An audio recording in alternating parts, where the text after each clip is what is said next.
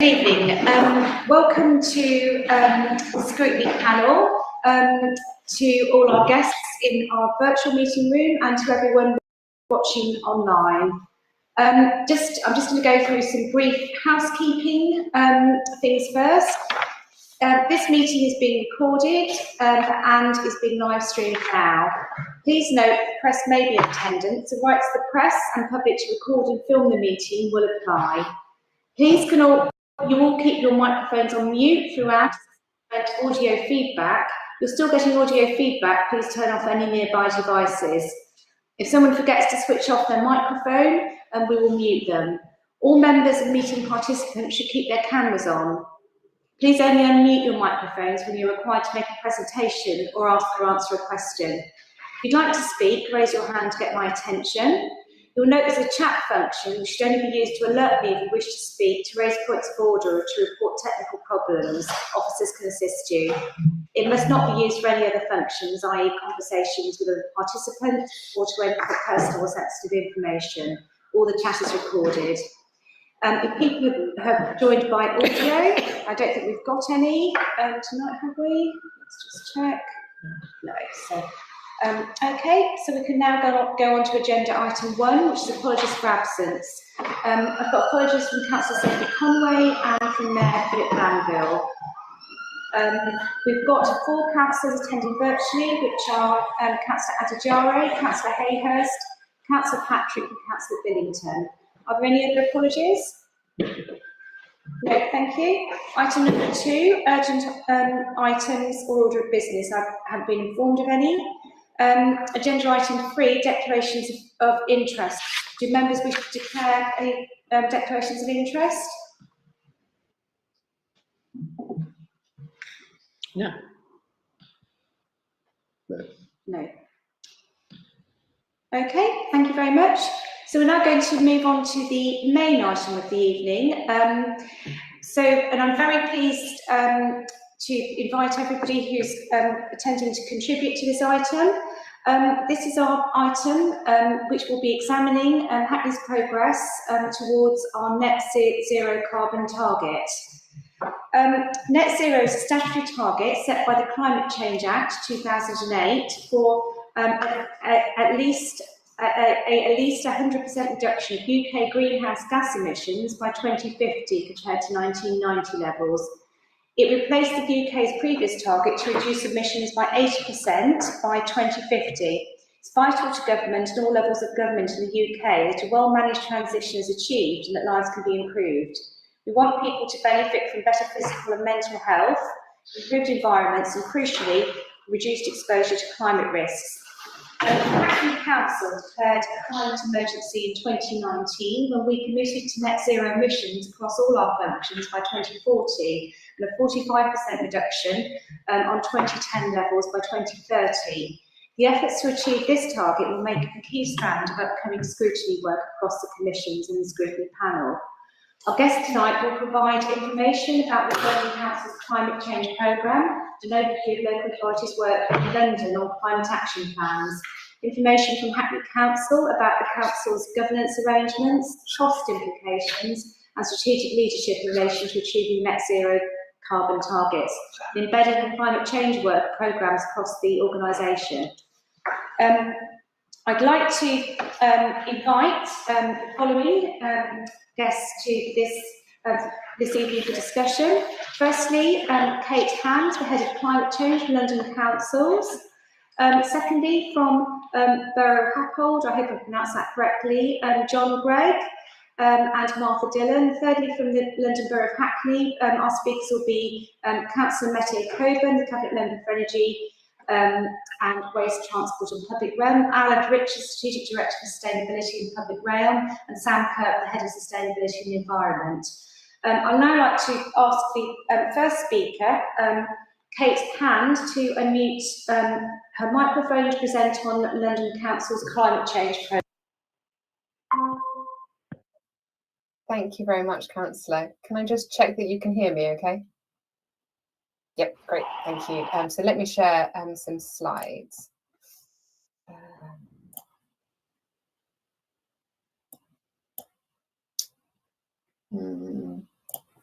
Now, in a moment, sorry. I'm used to using Teams, so apologies if this is a bit slower than it should be. I don't want to show my screen, I want to show a tab, it is there, but it is not showing up. I think I might have to go to the backup plan of Tracy presenting my slides if she wouldn't mind.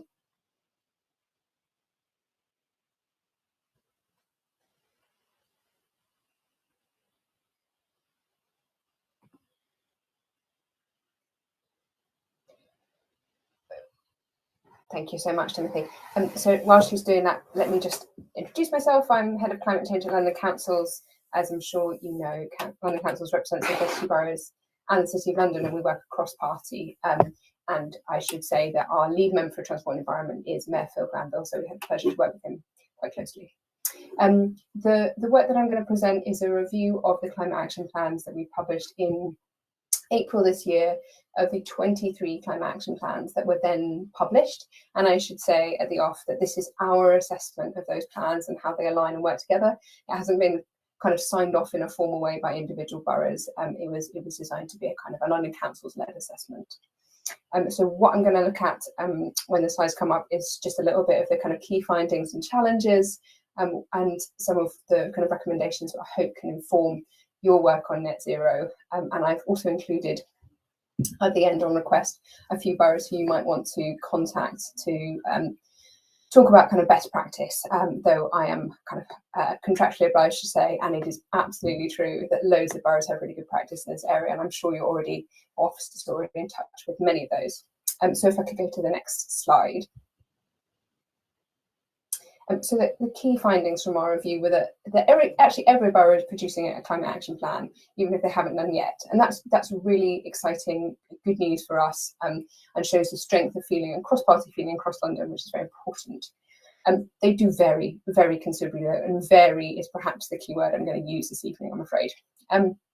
Most caps address both council and borough-wide emissions, but their approaches to scopes, so scopes 1, 2 and 3, which I'm sure you're familiar with, and data, again, they vary.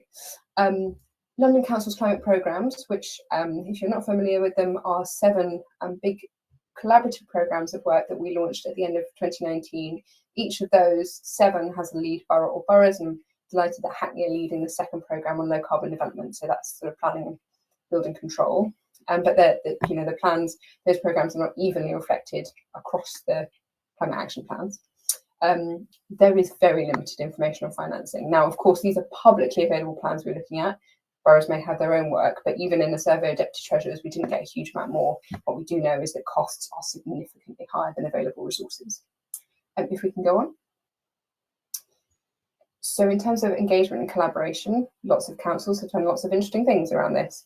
And given the constraints of last year and COVID, have been very innovative, but are probably still not reaching all the audiences that we would suggest you need to. There is just generally lots of innovation. I mean, of course, these plans are produced in the absence of any template government guidance for plans. So really councils have been left to develop what they think is sensible. And so we've seen lots of great examples of innovation, but there are also many challenges associated with the plans and with the delivery of the plans, of course.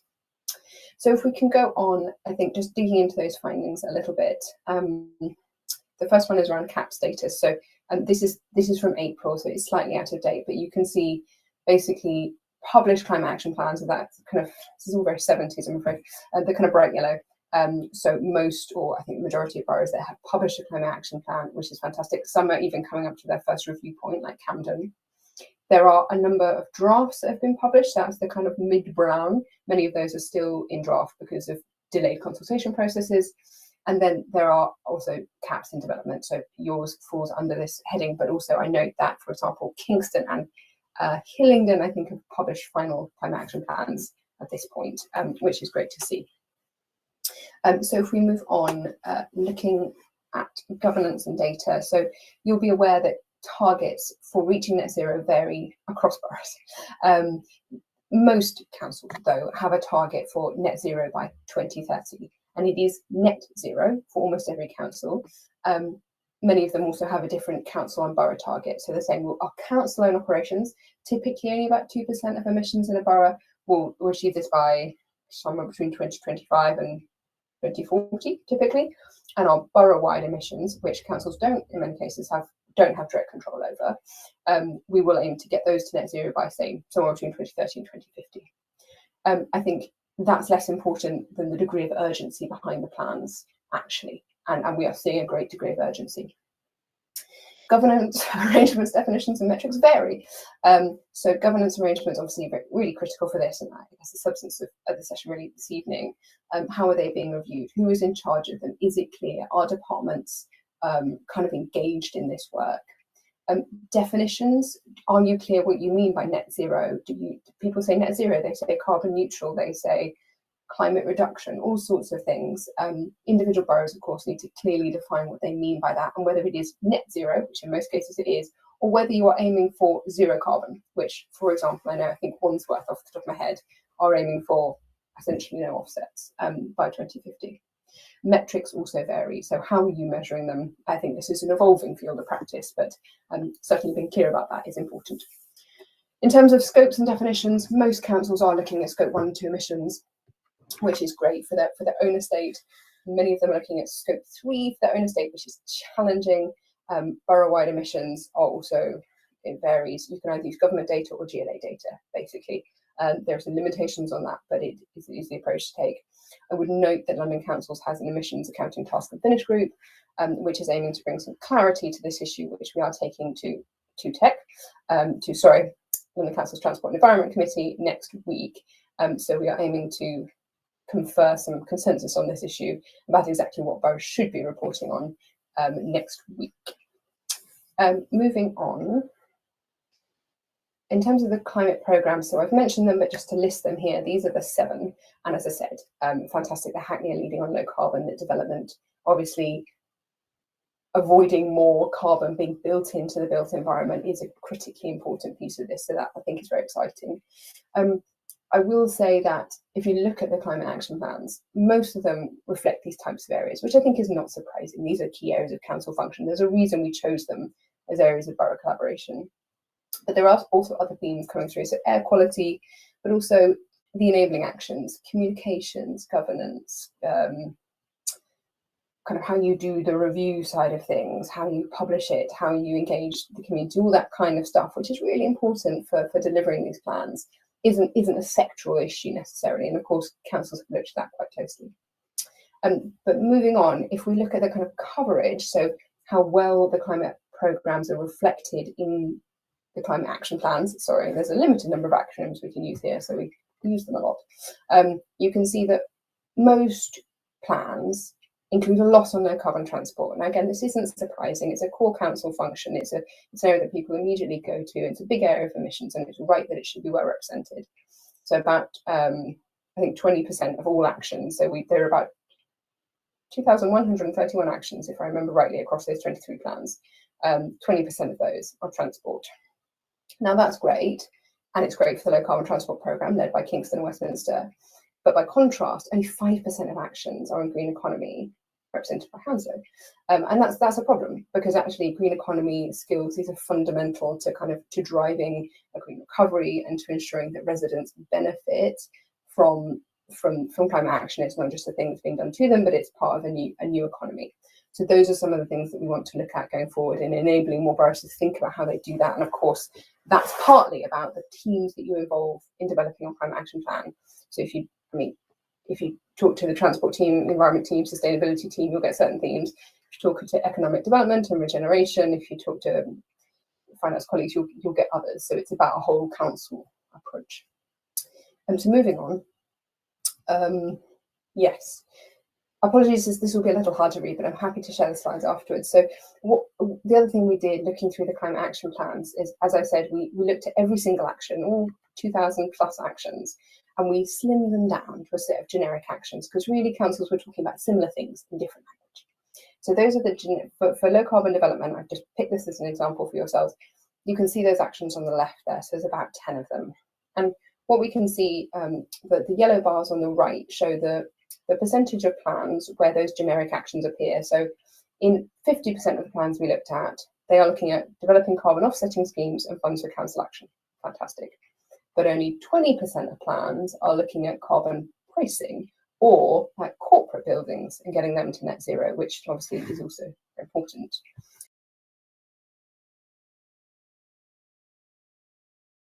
The blue bars show the number of kind of unique actions. So, for example, third from the bottom, requirements for developments to be zero carbon. About half of plans have that, and there's a whole stack of individual actions that people are taking, which probably reflects a better understanding of how to engage with that type of activity.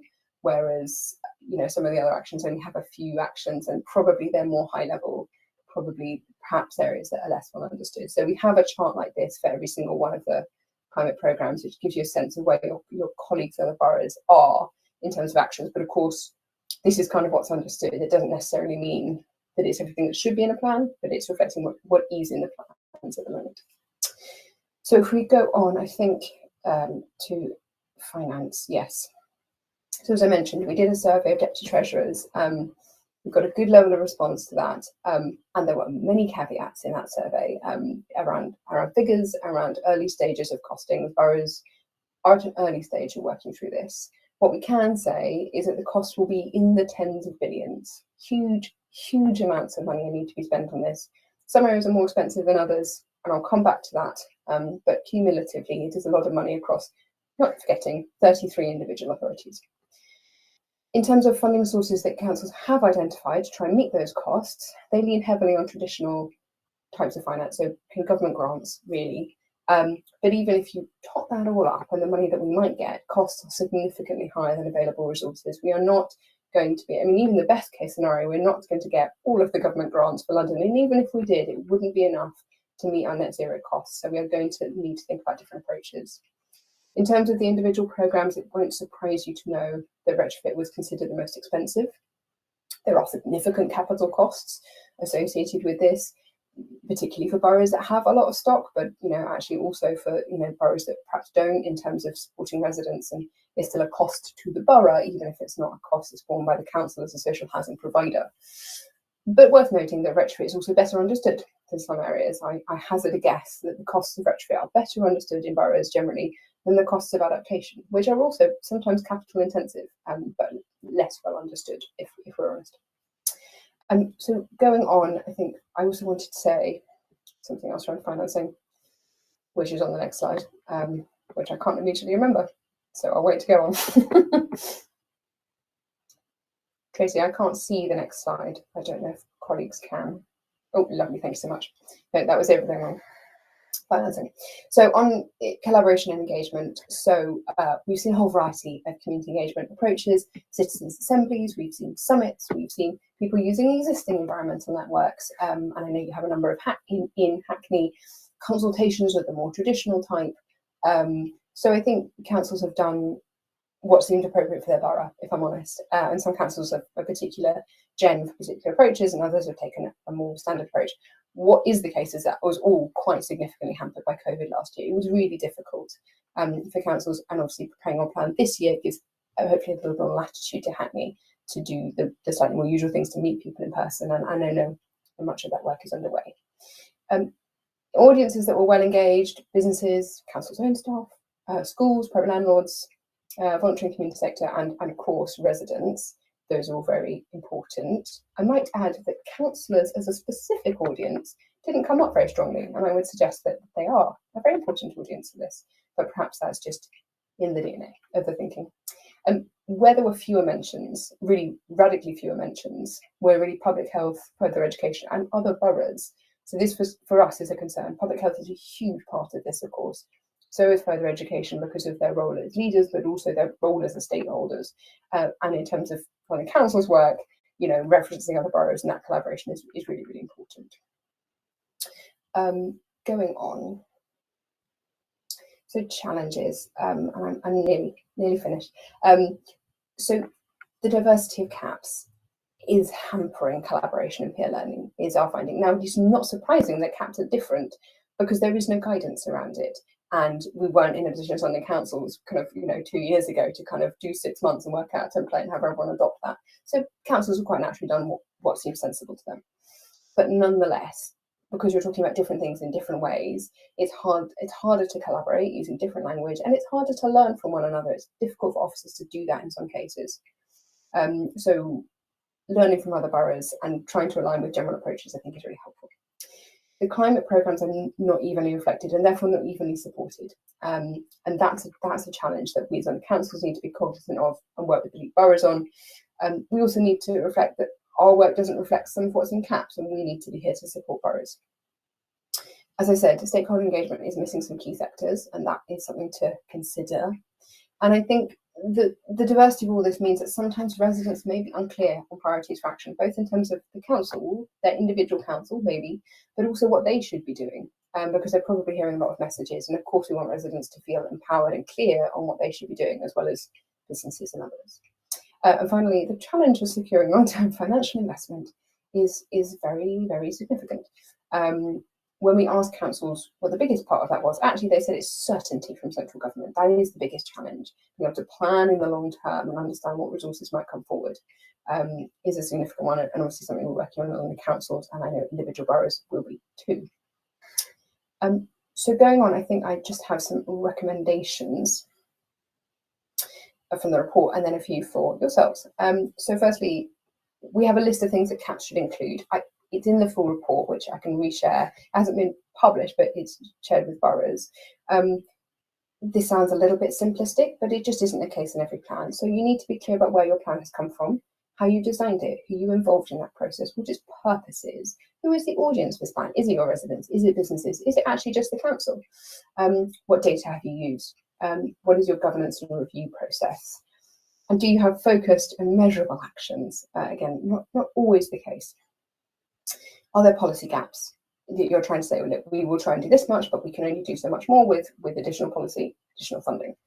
Do you have enabling actions, things like communication, that you're kind of clear that you will need to undertake in order to enable others to act, for example? And are you clear on collaboration, where it's needed and what you're doing to secure it?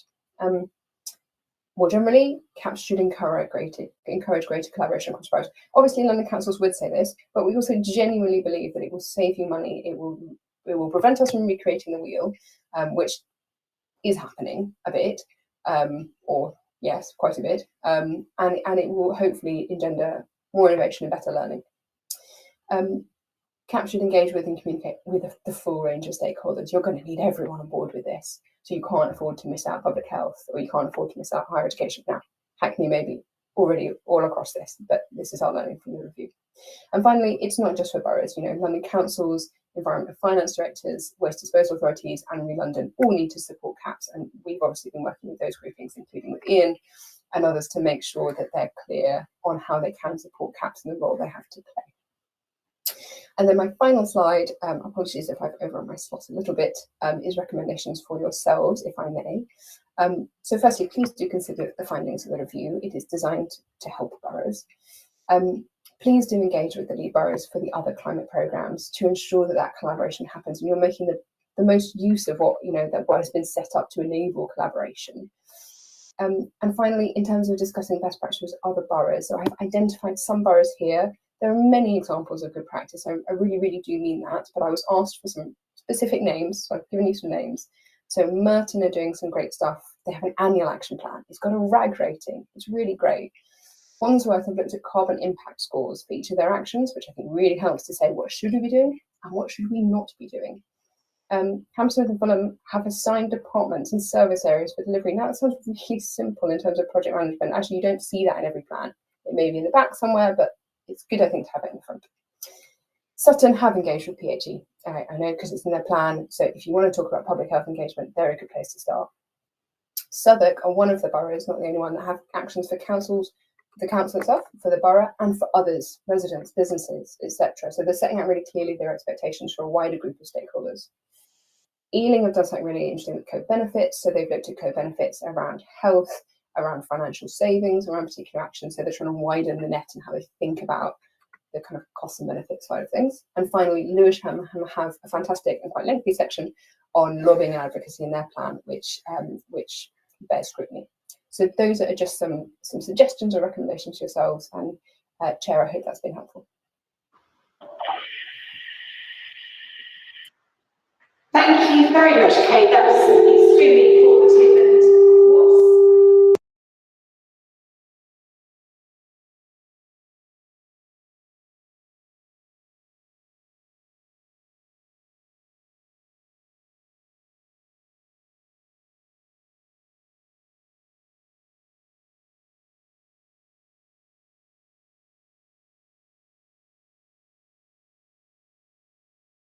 I'm shut my computer down. Apologies. sorry about that.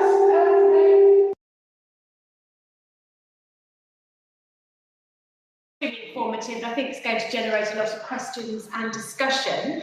As we're running a little bit late, I think we're just going to go straight to our next presentation. So I invite John Gregg and Martha Dillon to make their presentation from Borough Hackney. Hi. Yeah, can you hear us?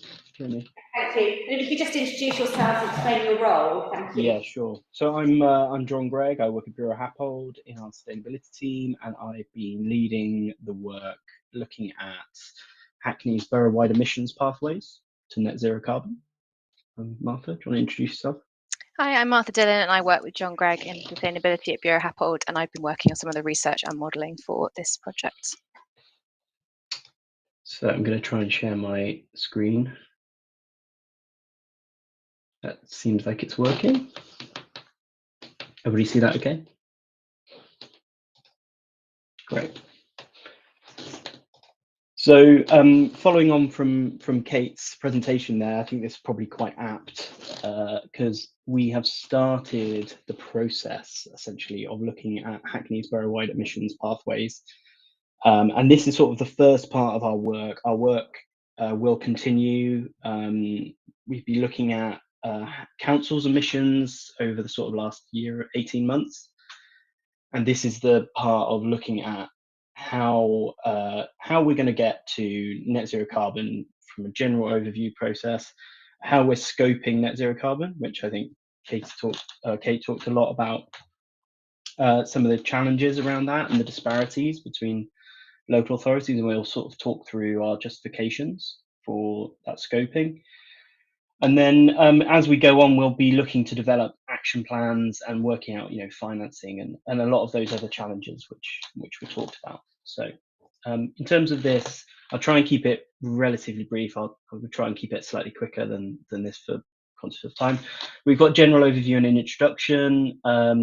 We've got a scoping overview, so how we've scoped a net zero carbon for the council and the borough. And then what we're looking at in terms of scenarios and how we get there, and what that means for emission pathways going forward. So introduction. The purpose of our report was to provide an overview of other climate emergency action plans, which Kate has also talked about too, and how we see Hackney's role within that. We're looking at how we scope and baseline key emissions and types and how they could be monitored for future years. And then we're looking at how we might model policy interventions for decarbonisation towards that net zero target. And the aim of all this was to provide Hackney with quite a concise evidence base and clear evidence base about where the direction of policy needs to go. And looking at those targets, this was our broad outcomes from it, is that some of the UK targets at 2050, some of the earliest local authorities have set targets 2025, the mayor's set a London target 2030, and the current Hackney target is 2040. And that's a London Council's diagram that shows there as well. So in terms of where we are on a UK level, we are slightly behind the curve in terms of the carbon budgets, not quite on track. And so that's essentially for the UK as a whole in terms of 2050 net zero carbon target. So where are Hackney now? So current target is that Hackney Council is committed to achieving 45% reduction in emissions against 2010 levels by 2030, and the net zero carbon emissions across its functions by 2040. This is for the council itself, and that includes, I won't go into too much detail on scoping, but some scope 1 and 2 emissions, or all of scope 1 and 2 emissions, and some scope 3 emissions around council activities. And essentially some elements around procurement of goods and services as well. So in terms of council performance, currently we're sitting at 29% reduction in terms of carbon on 2010 baseline, and of that reduction and of those emissions, about 5% of those emissions of the total borough accounts for about 5% of total borough emissions. So in terms of the borough-wide, we're currently at a position where we're at 27% reduction on 2010 emissions, and that is based on the 2018 data set, which is the latest one we used. And those include slightly different emissions. I will move on to scoping for the base of time.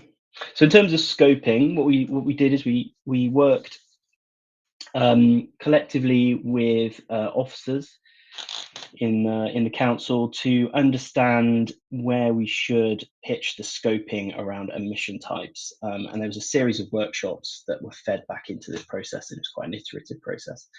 But what we've looked at is looking at 3 different emissions types for the borough, which are territorial emissions, which are based on bays numbers. We've got territorial, which is other sources, and we've also got consumption-based emissions, and they're in green, orange, and blue.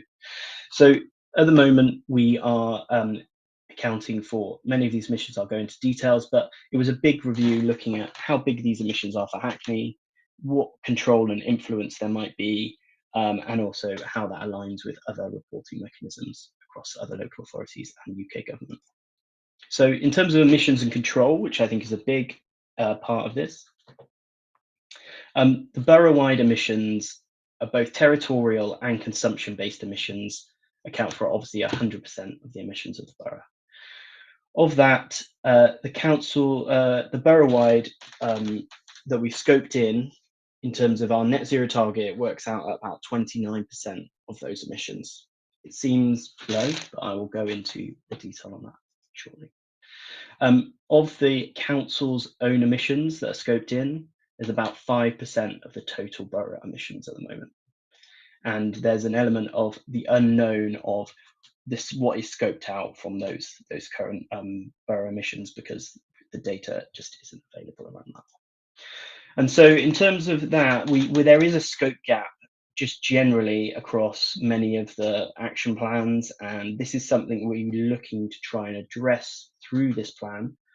We can't solve all these questions today, but the challenge is, as we go through the years, that we'll increase the amount of data we have available and understand more about that gap in those emissions at the moment. So as we were saying, 29% is what we've scoped in. That means that 71% of the emissions we are not scoping in, but we will continue to look at in further detail. So where do they really come from? So as a total in 2018, these are the breakdown of where those emissions come from. Everything in green and orange is territorial. Everything in blue is consumption. So there's things like 4% of the total emissions of the borough come from transport, so traffic through the borough, both from residents, businesses, and people occurring through the borough. Things like non-domestic operational emissions are the use of energy from businesses and commercial entities, and then 9% comes from domestic operations, which is people running their homes from energy and gas. So the other things that we've been able to break down further comes from things like waste processing, water, electronics, clothing and textiles, food and drink, new buildings, building of new buildings, aviation and flights, and food production for meat. They are the major categories that we've been able to simplify down from this data that we've been able to get on a London-wide consumption-based emissions basis. The challenge is that there are a lot of emissions that are too disaggregated, they're too small, that make up the 48% that make it simple and clear to really say where they exactly come from and where they're being emitted from. So what we've tried to do is work out across all these emissions types, what does Hackney have control over as a council or influence, and what is easiest to account for within those emissions. So it's great to set actions against all emissions, but if we're never going to be able to both understand where the emissions are coming from, if they're changing, or if there's an improvement in those emissions, then it's probably not the place to spend the first amount of effort for. I think that what we've tried to suggest is that we focus on the places that you have both high control and a clear understanding on data, emissions data, so that you can understand that the impact of your actions as you go forward. So these big three emissions, which there's lots of data on because they're provided at a government level across the UK for all local authorities, are domestic, non-domestic, and road transport. So this means that they are relatively easy to account for, and they're relatively influential because you have a reasonable amount of control over policies within the local authority, within the borough, that you can set. F gases is slightly more challenging because it's more a national issue, so I won't go too much into that today. But things like aviation, it's relatively hard to account for it, and it's relatively hard to influence. So what we've tried to do is set up an approach to aviation emissions that might be about including it within reporting and providing some supportive actions in the actions plan that can reduce those going forward. Things like the embodied carbon of new buildings, the material used to build new buildings in the borough is an emissions area which has a lack of data at the moment. People are not really clear on exactly who's accountable for those emissions, where they come from, how big they are. However, you will have policies within planning that you can look to start setting targets and influencing reduced embodied carbon of that target. So there are things where we've started to suggest that these are included, but further data investigation is needed to really understand them fully. Things like water, waste are also within somewhat of your control and influence. However, waste is much clearly more in your control. Say less with water, for example. You can't really control if somebody does or doesn't turn their tap on. Things like food are becoming much larger emissions. However, it's really hard to account for all of the sources of where those food is coming from. However, we do have some global data we can use. We're not really sure how much food is being consumed or exactly who's using it or how much they're wasting and throwing away. So it's quite a challenging area as well in terms of emissions. And then finally, we're coming on to clothing and footwear and electronics, which it's quite hard to account for, but there are certain things that you can do within the borough to influence people's choices, buying choices. And then finally, the largest emission is all those other emissions, which are very hard to account for, and it's really hard to set very clear actions to drive change in those. So this is how we've looked to start thinking going forward about scoping and focusing on the places you feel like you might be able to make clear impact and also track that impact over the next 3 to 5 years. So what we've set up is a way in which we're trying to balance the climate science and making sure that we are tracking and thinking about all these emission sources, whilst also trying to provide some consistency with what Kate was saying earlier about where some of the action plans sit, and providing some kind of consistency within what you're doing as well within your existing operations. So what we've done is we've set up what we think should be committed to a net zero commitment already, and this includes all the territorial emissions plus the embodied carbon of new builds and waste. What should be looked at and monitored and measures applied to reduce is everything apart from those other emission sources. This will mean that over the next 5 years, it should be a monitoring process should be put in place and consistently reviewed, and that data should be reviewed as well as supporting actions to help people reduce those emissions from those areas too. And then finally, we think it's really crucial that we don't forget about that last 50% of these emissions. We've boiled them down to a single line item, but they're very important, and it's really a challenge at the moment about the way in which we understand where these emissions come from. So it's important, because it's difficult and we're not clear on it, doesn't mean we shouldn't scope it out. It's still important that it should be in there and it should be talked about, and we should set actions around reducing them because we know that those actions will drive positive change going forward. So I'm going to pass over to Martha as she talks about the modelling. Thanks, John. So for modelling the net zero pathways, as John's just set out, we scoped in this slightly smaller set of emissions categories over which we can model because there's enough data, and over which we can model interventions from Hackney to reduce them, or partly by Hackney. And we modelled 3 scenarios, so all those emissions categories. In the first scenario, we looked at a no action case. So we wanted to understand what would happen if there were no interventions going forward to reduce emissions. What would be the impact of growth projections for the area, so new build rates in the local plan. What would happen if the grid wasn't decarbonised, if trees weren't planted? And that gives a really useful reference point to compare the other scenarios against. And under that scenario, there is a fair amount of emissions reductions, but by 2040, you're only seeing about 46%. And I should say there's a typo there, so that does include grid decarbonisation, which is where that reduction in emissions comes from, but it's nowhere near a net zero scenario. Then under our second scenario, we looked at current policies. So this was current projections for decarbonisation in the UK. Obviously, it's changed a lot even in the last 6 months, but at the time of putting this together, we were looking at the impact of decarbonisation, some gas phase out, some level of building retrofit, a bit of a shift in transport based on sort of local planning, and some of the council planned actions like PV installations. And under that current policy scenario, there's a much bigger drop in emissions, which I'll talk about in a bit more detail in the next slides. And then our third model scenario was trying to consider what a more radical and ambitious policy landscape would need to look like to reach a full reduction in emissions. So this was looking at a really aggressive gas phase out, a much higher rate of building retrofits, a big shift in vehicle electrification, and then lots of renewable energy and tree planting as well. Next slide, please, John. So this slide sort of sums up the kind of full suite of modelling that we've done. So the bar above 2018 is the baseline inventory that John talked about. So that's acknowledging all the emissions going on in Hackney, and which will set the scene for the action plan and different activities. But then there's slightly smaller group of emissions that we've actually modelled in the net zero pathways. I should also say that the bump you can see between the no action and current policy lines is because we could only model new build embodied carbon to 2030 to 2030s as per local action plans.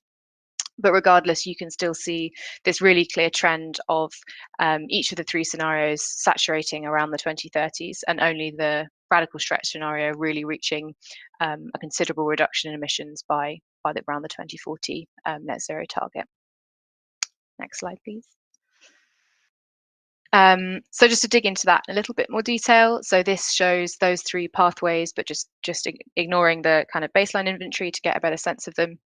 We've also plotted on the dashed line the UK legislative net zero target, just as a reference point. And you can see that current policy is tracking fairly well against that net zero target to about 2030, 2035. At which point the kind of impacts of grid decarbonisation are sort of fulfilled, and the lack of additional policy to decarbonise means that the pathway is tapering off and not reaching that full level of emissions.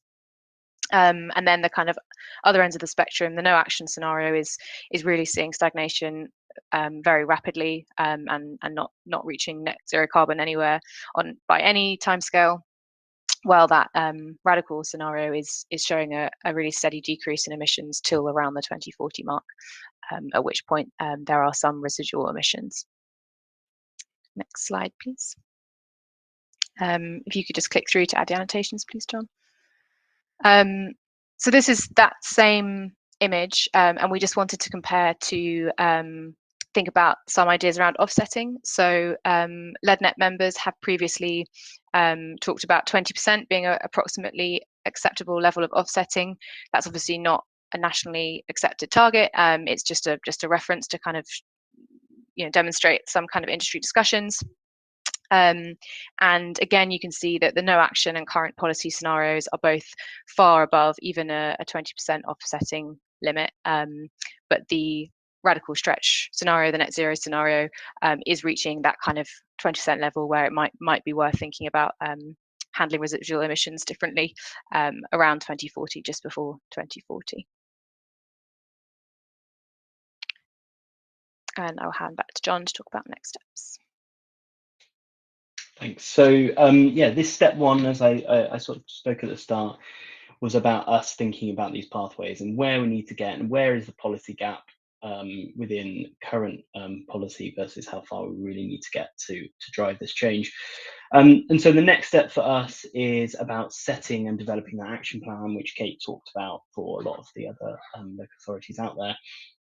This is going to be looking at about underpinning actions and implementing strategies across those, and as has been discussed, that needs to go across all functions. That's not just a siloed approach. This needs to go across the board. Understanding what that means around financing as well is also something that's been raised in many meetings looking at this too. So I think that's going to be important to look at part of the action plan as well.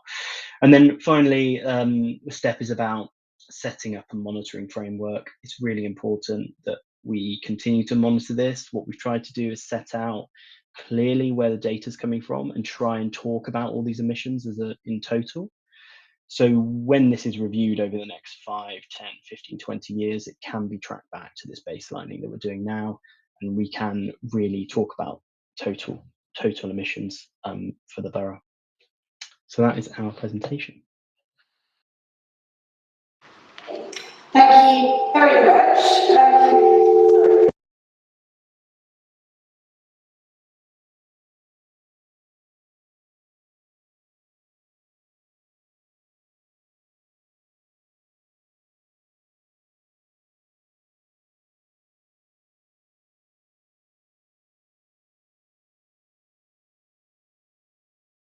Yes, sorry about the interference. Yes, we're now going to go on to our final presentation. I'd like to invite, I think Councillor Mette Coburn's going to introduce this presentation for London Borough of Hackney, and then there'll be a presentation. So, Councillor Coburn, do you want to start? Sure. I mean, can I just check with Alid? Alid, were you meant to go first, and then I was meant to go next, or? Yes, but it doesn't matter. I think because of time constraints, I think Sure. I'm quite happy for you to go for it. Okay. Yeah. Thank you, Councillor Gordon, and good to see you all virtually. Sorry I couldn't be there in person. I'm quite conscious that I can go on forever and ever and ever, and obviously 50 minutes is probably nowhere near enough for this subject item, given sort of the importance of the challenges that we faced, obviously through what we've heard. So I just wanted to kind of briefly introduce our presentation from Hackney Council's perspective on our side. I mean, obviously, as you'll all be aware, no one needs me to tell them in this room, be it in person or virtually, how important it is for us to tackle the climate crisis. And obviously, we committed as a council to declaring a climate emergency in July 2019, and subsequently we obviously published brought forward two sort of reports forward to the full council, setting out what actions we've taken in our sort of pursuit to tackle the climate crisis. And obviously some of those we should be extremely proud. I think one of the things that Hackney is doing incredibly well in comparison to other councils is, we're doing a lot of delivery, and, some of my predecessors, both Councillor Burke and Councillor Ferrier Clark as well, has done some incredible work. But, if we go through some of those, when you look at the fact that since 2018, we've had 2,500 street trees on 11,000 trees in our parks and green spaces, what we've done about sort of moving switching our council energy to 100% renewable energy, 48 school streets in the country, covering 51 schools. That's the highest in the UK. Our low traffic neighbourhood schemes, with the latest Church Street addition to that as well. Over 200 electric vehicle charging points with a further commitment of 3,000 by 2030. So we're doing a lot in terms of delivery, and obviously making sure that we are greening our borough and also reimagining sort of what our neighbourhoods look like, and that sort of sense of place that we often talk about in Hackney, as well as obviously doing what we need to sort of tackle the climate crisis. What's really important and what came out of the London Council's presentation was how we make sure that we take our community with us. And that's why, in June, we launched our roadmap to net zero, which is all about public engagement, because of course, if we are serious about tackling the climate crisis, we're going to have to take some uncomfortable decisions, and people are going through tough times. People have we're still going through a pandemic where people have experienced job losses. There's just so much happening in people's lives, and obviously expecting people to shift and move with us at very pace, it's going to be a difficult challenge for us. But what's really important for us to do is making sure that at every step of the way we're talking with people and working with people to make some of those changes. And of course, if we are truly to tackle the climate crisis, as been outlined both through the Borough Happold sort of presentation and of course through London Council's, you know, there's only so much the council can do. A lot of it is going to depend on how people change their sort of, you know, their behaviour and sort of how we move around in our society, and obviously how we consume and what we wear and all these sorts of things. So we're doing a lot around sort of engagement, and hopefully there's going to be a lot more coming up in the run up to COP26 around that.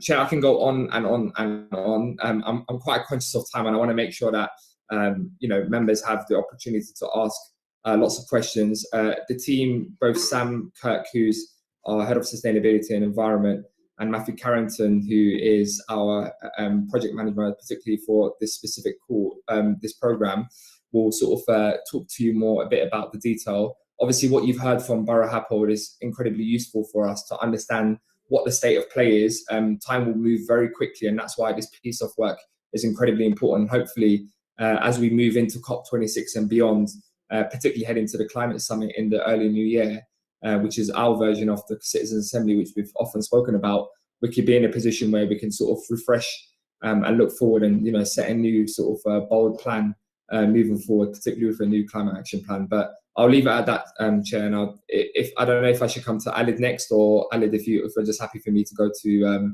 Sam and Matthew. Happy for you to go to Sam and Matthew, because I'll be coming into the presentation. Okay, thank you. Sam, Matthew, over to you. And thanks very much, Councillor Coburn. I mean, I'm sorry it's such a brief chance to speak to scrutiny, but I don't think it's going to be your last chance. I think this is going to be a subject that it's going to be an ongoing process with scrutiny engagement. So thank you very much. So Sam, did you want to go next? Yes, thank you, Chair. I'm actually going to hand over to Matthew. Matthew's going to start off the presentation, and I'm going to come in a little bit later. So I'll hand over to Matthew. Hi, could we have the presentation up, Tracy, please?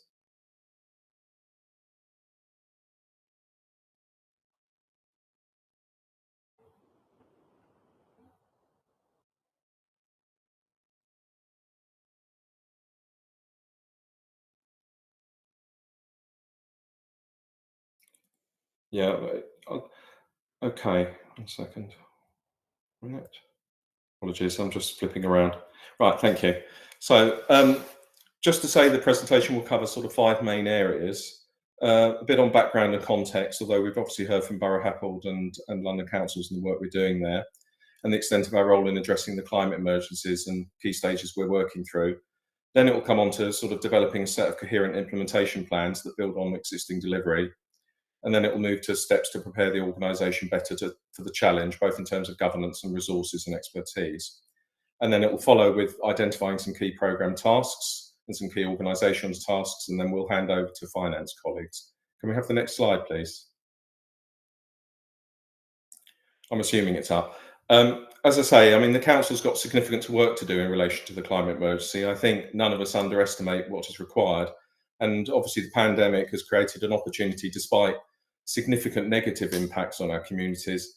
There's been a better appreciation of environment and health, which has been a key outcome, as well as an understanding of the interrelatedness of the nature and the climate crisis. The climate emergency was also part of a refresh of the corporate plan, and it remains central to our ambitions with increasing priority. One point worth noting is about the wider benefits aspect, which has been touched on by other people presenting today. We will need to consider the overall costs and benefits, including co-benefits of action to cut carbon in our decision-making more significantly. And wider benefits, what do we mean by that? Such as reducing fuel poverty, which is so in the news at the moment because of the increase in energy prices. Things like increasing skills, and numbers like there's only 900 heat pump engineers in the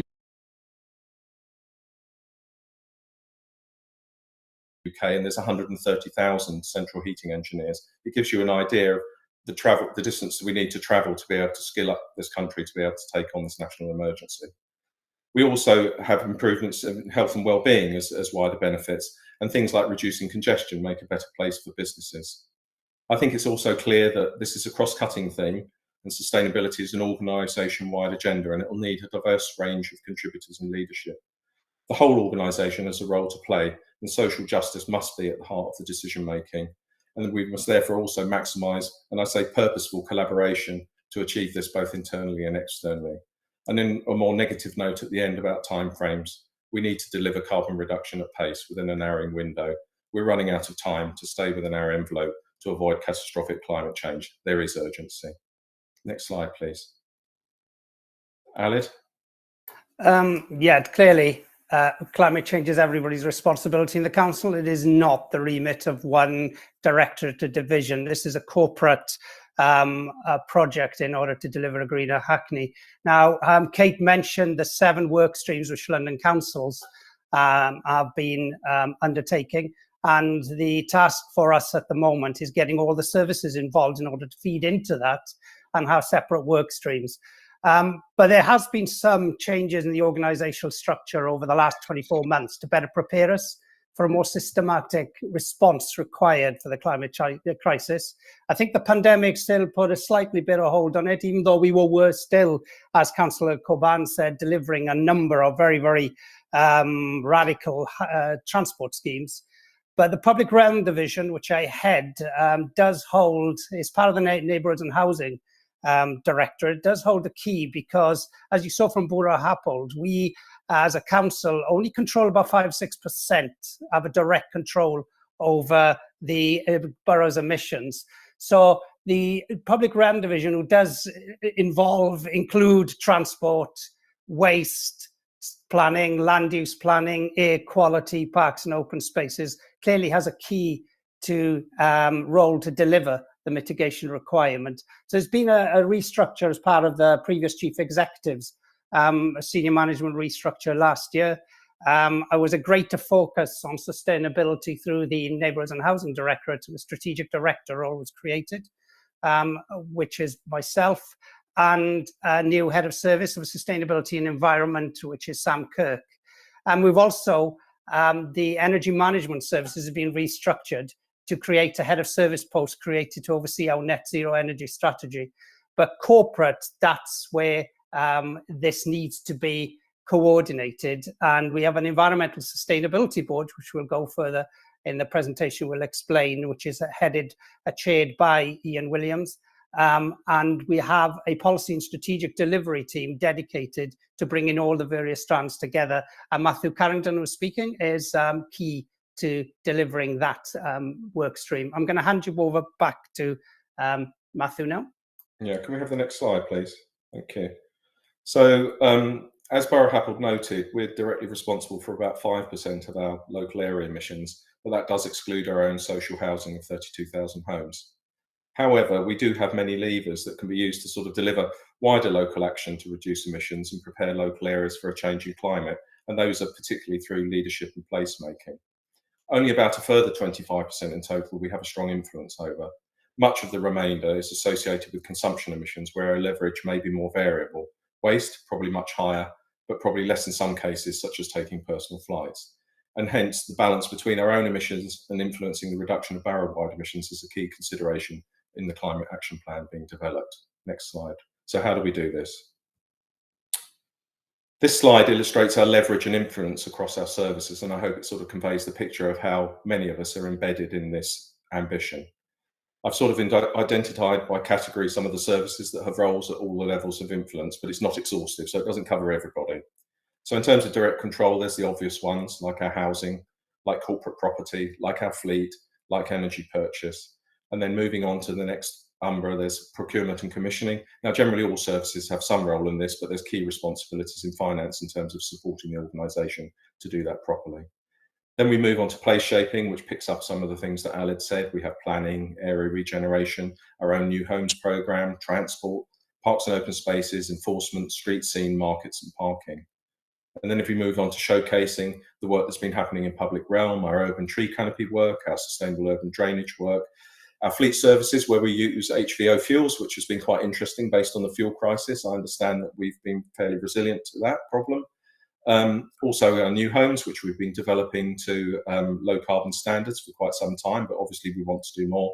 And also our employment and adult skills work, which is seen as quite forward looking.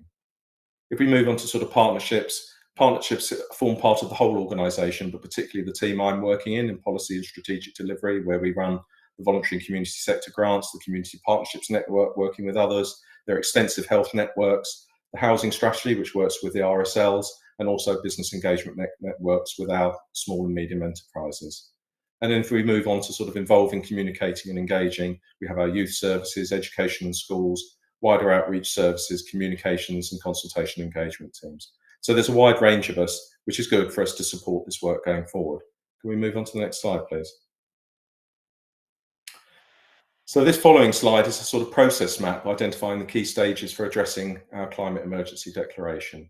And what I would say is we're in a range of different places on this roadmap, which is a good thing, undertaking tasks at all stages. So if we look at data, we now have a net zero energy strategy based on evidence, a draft green infrastructure strategy, which will be consulted later this year, a local nature recovery plan, which has been developed with external specialist stakeholders, the borough-wide emissions assessment the Borough Hackney have been doing, as well as targets development for our borough-wide emissions. Admittedly, some are at an earlier stage of delivery due to their complexity, such as social housing retrofit, where we're gathering more evidence to understand a realistic path to net zero. But others are well underway in the action box.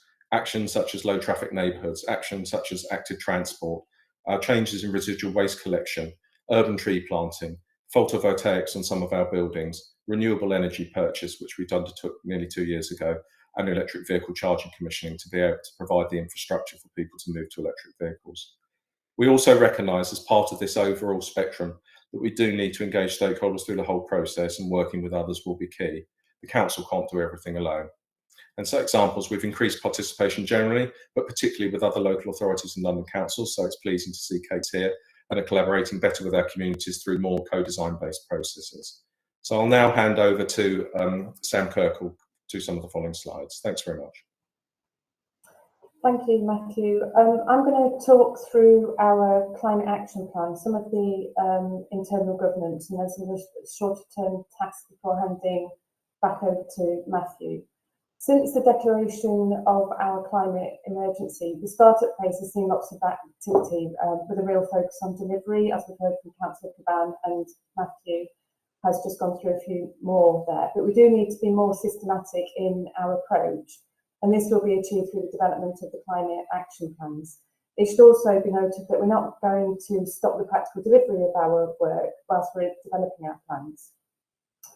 And we've also got existing decarbonisation plans, such as the net zero energy strategy, but we've also got the air quality action plan and the nature recovery plan. And what we want to do is make sure that these are all integrated under the larger umbrella of the Hackney Climate Action Plan, which links back to the comment that Kate made earlier on about including things like air quality. We will be working with others, and that's key. We can't do everything on our own, and we have started to increase our engagement, particularly with other local authorities. And as you've heard, with the lead borough for the low carbon development, but we're also playing key roles in all of the other themes that we've got going on. And in particularly the consumption-based emissions theme, where Hackney is also leading on looking at reducing emissions for food. We need to be we also need to be talking more about how we finance our ambitions, and again that's been mentioned by previous presentations. And it will need to be it will need to be broader than a reliance on central government and regional funding. And again, Ian will talk to that later on.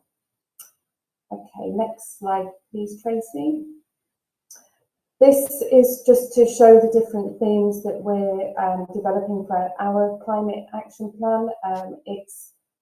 It follows the London Council themes, but we do appreciate and know that these need to be more nuanced to Hackney. And we also need to ensure that in the development of our climate action plans, we avoid any duplication amongst those themes and identify any gaps so that we don't miss any actions to meet our targets.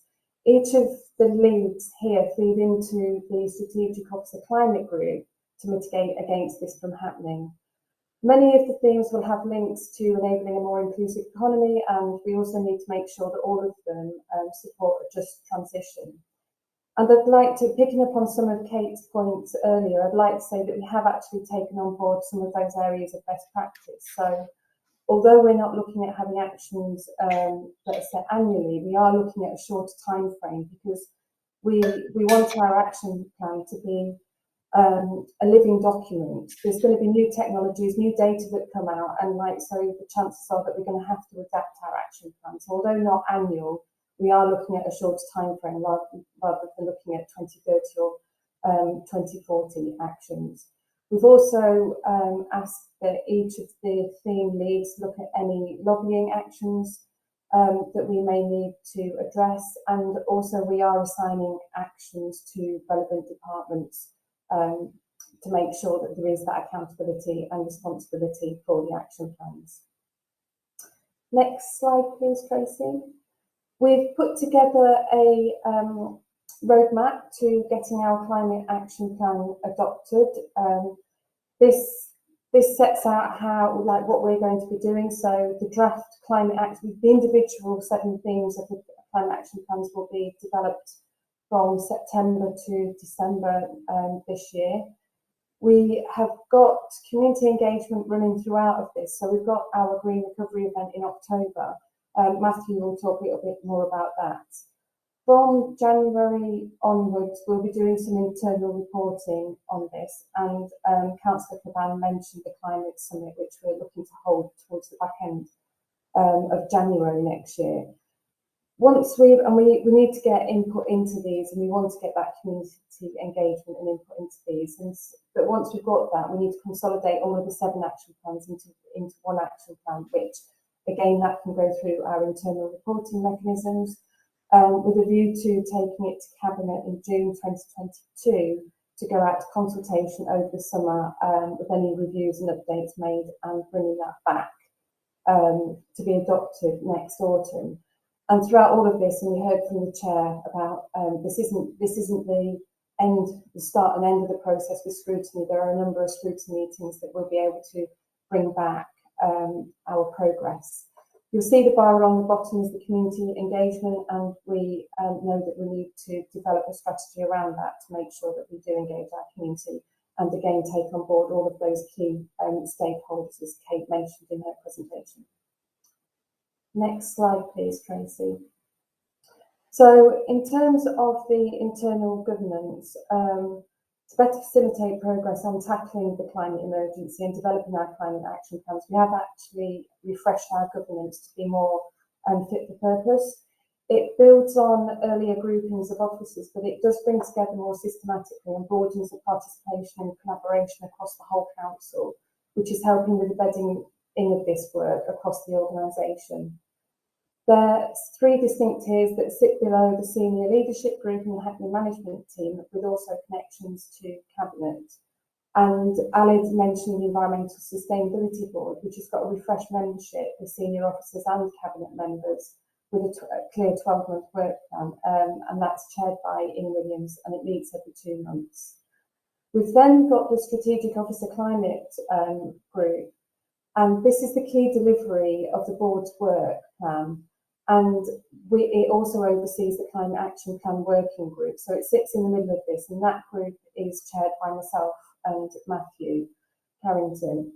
It doesn't just have the team leads in terms of developing the Climate Action Plan. It has wider members to make sure that there's accountable leads there for procurement, communications and engagement, finance and organisational development. And throughout the development of the Climate Action Plan, there will be a number of additional groups, and we've already established a finance and resources group, which Deirdre Worrell is heading up, and she's on this call.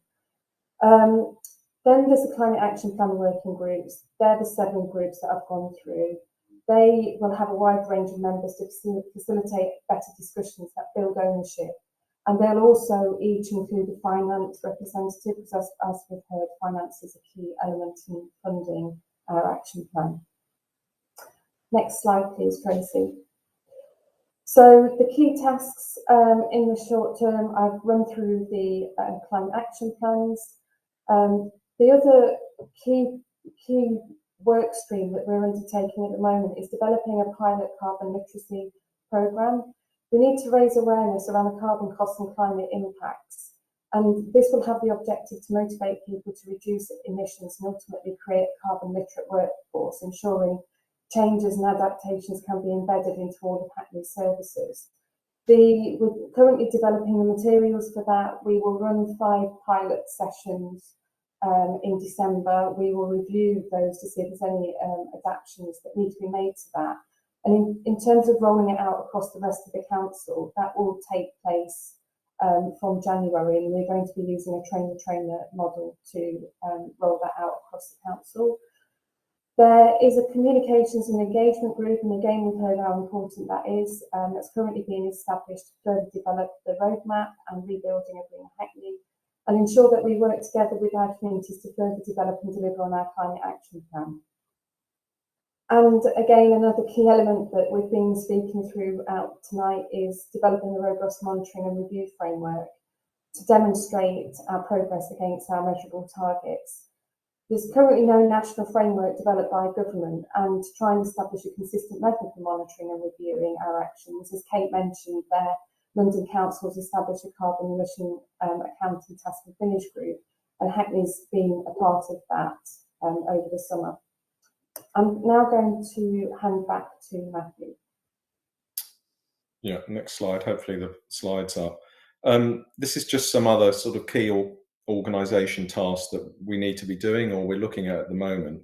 So some of these reflect the findings of the earlier governance review of environmental sustainability. But what we did find when we spoke to a wide range of staff members is that there's real enthusiasm and a lot of skills in different departments, not in the usual service areas. And so hence we feel that the carbon literacy programme, because the train the trainer model, will be able to work with some of these individuals to help us do some of the rollout across the organisation and make good use of their skills. We've also recognised, and I think it's a point that Borough Happel touched on in the scope and it might have been missed, is that procurement is a large and complex area of our organisational missions, and for the moment it's not within our scope, included within the scope of the Net Zero Energy Strategy. But there is an opportunity with the refresh of the Sustainable Procurement Strategy next year to look at some of those things and actually make sure that we're doing as much as we can around those activities, since nearly all of us are involved in procurement in some way at some time in our working lives. We also need to sort of ensure the workforce strategy proactively responds to our likely future skill needs. And so the Green Economy Thematic Climate Action Plan Working Group will be looking at employment skills opportunities needs both internally and externally. And one of the other things that came up was it's about strengthening all our processes and procedures and decision making to embed the key considerations needed to address the climate crisis. And sort of examples of that was where Camden have changed their constitution to better embed climate considerations, but it needs to go through all our project documentation to make sure that the dialogue happens at an early enough stage for us to be able to embed some of these aspects and ensure we get the most savings, both from carbon, but also wider benefits. And then obviously within annual service planning, we believe as a start, identifying those services with the highest environmental impact, developing solutions and identifying KPIs for them to track and report progress. So that's a sort of quick whistle-stop tour of some of the additional things that will either need to be done or we've started but are in a relatively early stage. Next slide, please. Thank you. This slide touches on what we've recognised tonight, which is we can't all do this alone, and therefore the aspect of community engagement is really important. Although councils can influence around a third of the emissions in their local area, and we're well placed to understand local needs and opportunities through our networks and partnerships, one of the priorities is to communicate, engage and consult with local communities on the net zero ambitions in order to develop and sustain a mandate for action, but also to encourage individuals and communities to take action on reducing emissions themselves. We have a large event planned in October 21, which has been co-designed with external groups, so we can listen better and build trust with those that are less heard in these discussions and often experience the highest impacts. This is the start of a longer term process, which Councillor Coburn observed, to ensure we continue to address social justice priorities across the realm of this work. But we must note that meaningful engagement is also a resource-intensive process to do properly. I'll now hand over to Ian and Deirdre, so if you could pull up the next slide, and then they'll take it from there, I think. Great stuff. So good evening, everybody. Hope you're all well. So very quickly, because conscious of the time that we've overrun a little bit here. So very first sort of headline, setting the scene. Some of this won't be a surprise to people. Obviously, the stretching carbon reduction targets that have been set require funding that's way beyond what would ordinarily be available to the council. And we must be proactive, creative, innovative in how we look to seek out new funding and financing mechanisms. And as Kate alluded to in her presentation, I've been party now to the finance working group across London councils in relation to this space. And only last week, Kate and I were on a call with Bankers Without Boundaries, looking at how we can try and lever in resources to fund much of this vital work by local authorities, not just within London, but across the whole country, because there is a lot of capital out there that's looking to be deployed, but it does come with its challenges as well, and we need to make sure we've got proposals that are credit worthy and investment grade potential. We've established the internal finance working group to provide oversight of the financial requirements that we've identified through our climate action plan, and also to prepare what we're calling here a climate emergency financial strategy. Over the summer, we completed that initial external funding work for, as an example, the building retrofit, and that's been taken through the Environmental Sustainability Board at its last meeting. If you could flip to the next slide, please, Tracy. So, range of funding approaches, really. Yes, there's always going to be the looking to secure additional grant funding. So we've already been successful putting in applications to the government's scheme, LAD scheme for building retrofit, public sector decarbonisation fund, OLEV, and all the other funding mechanisms, particularly to fund that EV point installation. A lot of work on that is going on as we speak. Investing in a range of business cases and making sure that where we've got a business case, we really understand its potential, its payback periods, and some good examples of that would be work we've done in relation to our fleet, and also some of the changes we've brought in the last year in relation to residual waste collection changes. Also focused on a blending of funding schemes. So our £1 million Green Homes programme uses some of that carbon offset funding and eco amongst others, and we look to maximise what we can from the resources we've got at our disposal. And then finally, creating commercial opportunities where risks are significant. And as I mentioned, we're currently out to market test to commission a commercial operator to install and operate EV charging points across the borough through to 2030. Next slide, please, Tracy. Great. Yes, there's some challenges in that, and I think Matthew and others on the call have already highlighted some of them, particularly that size of investment and the pace of delivery that's needed to deliver that net zero. And that's coupled with, at this point, some lack of long-term funding from government to underpin that drive for change. So we've got to try and create that opportunity ourselves as much as we can. And there's also the speed of technological improvement. Optimal timing investments is going to be important. Yeah, we've seen, haven't we, that PVs became 80% cheaper over 10 years. Many business cases are still marginal, and this may be more fluid. For example, if energy prices were maintained in the long term or more levies were imposed. So we've got to look carefully at that. Also, the lack of supportive policy and regulatory levers to drive market development and create investment certainty. Then on to a need to mitigate that principal agent issues, such as within the private rented and social housing sector, that investor beneficiary piece. I think final slide, Tracy. And then opportunities. We're rapidly developing capability to bid for funding across a wide range of net zero project activities. We're working hard to make sure that the potential from our energy service company, Hackney Light and Power, as a vehicle for investments and transformative change also can be a lever we use. And organisational experience of our commercial propositions exists, be it through things like our housing regen programmes and other capital investment programmes that we've run over the years. As I mentioned at the outset, asset managers are looking for investments which look to reduce exposure to stranded assets. And I know there's a couple of colleagues on the call who are members of Pensions Committee and will have been attending the many discussions we've had about our approach to responsible investment in the past 3 or 4 years now. We've been one of the leading authorities in reducing our exposure.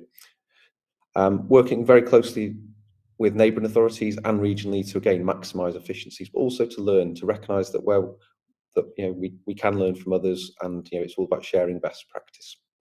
So I think that's all from us at this point. Happy to take some questions.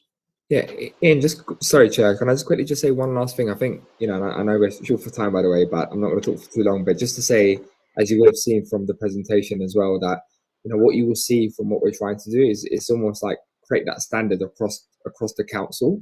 And I think that's where this conversation with Scrutiny is extremely important, because I think there's a really good opportunity for us to work together to get that standard. So it's not sort of like, sustainability is no longer, something that's nice to do, or, maybe it's an afterthought of everything that we do. What you would have seen from both what Matthew and Sam has presented is obviously a real structure and that opportunity for us to actually, it feeds into every single work stream, and that collaboration that London Council's mentioned with other boroughs, but not just with other boroughs, but actually it's really important that we get that right within the organisation first before we look forward. So I think hopefully members will have seen that the strong emphasis on that. And I should just say as well, I think it should be noted as well that, Matthew in particular, and also Sam as well, and the team, Alid and everyone, has done incredible work. I mean, I've been in cabinet now for 6 months, but they've done incredible work to get it this far. And I think, we should definitely recognise the efforts. And of course, there's going to be more and more things we can do. But that's why obviously this conversation with Scrutiny is extremely important. Thank you very much for all those really, interesting and helpful contributions. I mean, it's obviously, I think, very, very welcome that there's, Councillor Coburn, that your emphasis on social justice underpinning all this work, which I think is obviously, our starting point as a council. I mean, obviously we've had, an awful lot of detailed and complex information, and I think we're very grateful for the work that's being done in this space in this sort of complex area. We've also got, this number of unknowns still. I mean, obviously we still work developing across London councils in relation to the exact agreed measurement towards net zero, and also, very grateful for the information in relation to finance, but I think everyone would accept that that's still a developing area in terms of costs and sources of funding. So we've obviously, and I'm apologising for going over time, but I think there was such a lot of sort of useful and interesting information there that I hope that you'll forgive me as chair for not stopping people in the middle of their presentations. Very briefly, I think there's obviously a lot of people in this call, and I'd obviously like to welcome Mark Carroll, our new Chief Executive, to the first Scrutiny Panel, and also there are a number of other senior officers and colleagues, including Deputy Mayor Bramble and Councillor Chapman, Councillor Kennedy on the call. So it's very good that we're getting such a lot of interest and contribution to this meeting this evening. Hello. And I can see that Councillor Hayhurst has been waiting very patiently for a question. I'm just going to start off with a couple of questions.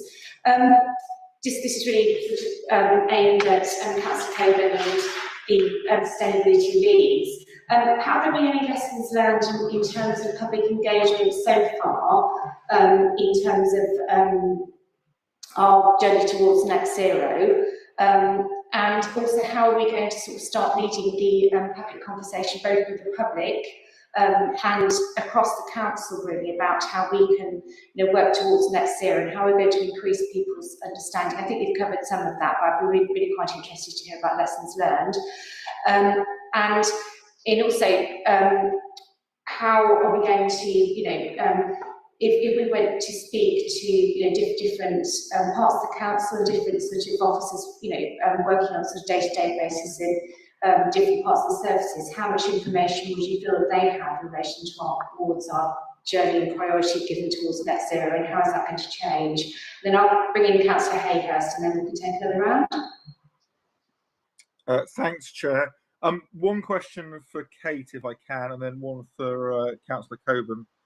Kate, I mean, you talked a lot about 33 different boroughs, them all having different action plans and the risk of reinventing the wheel. To what extent are London councils working on a template of pulling best practice together that I suppose then councils can then look at when they become to review their caps to take into account? I appreciate it probably can't be done right at the outset, but that would clearly be useful for us holding to account and benchmarking.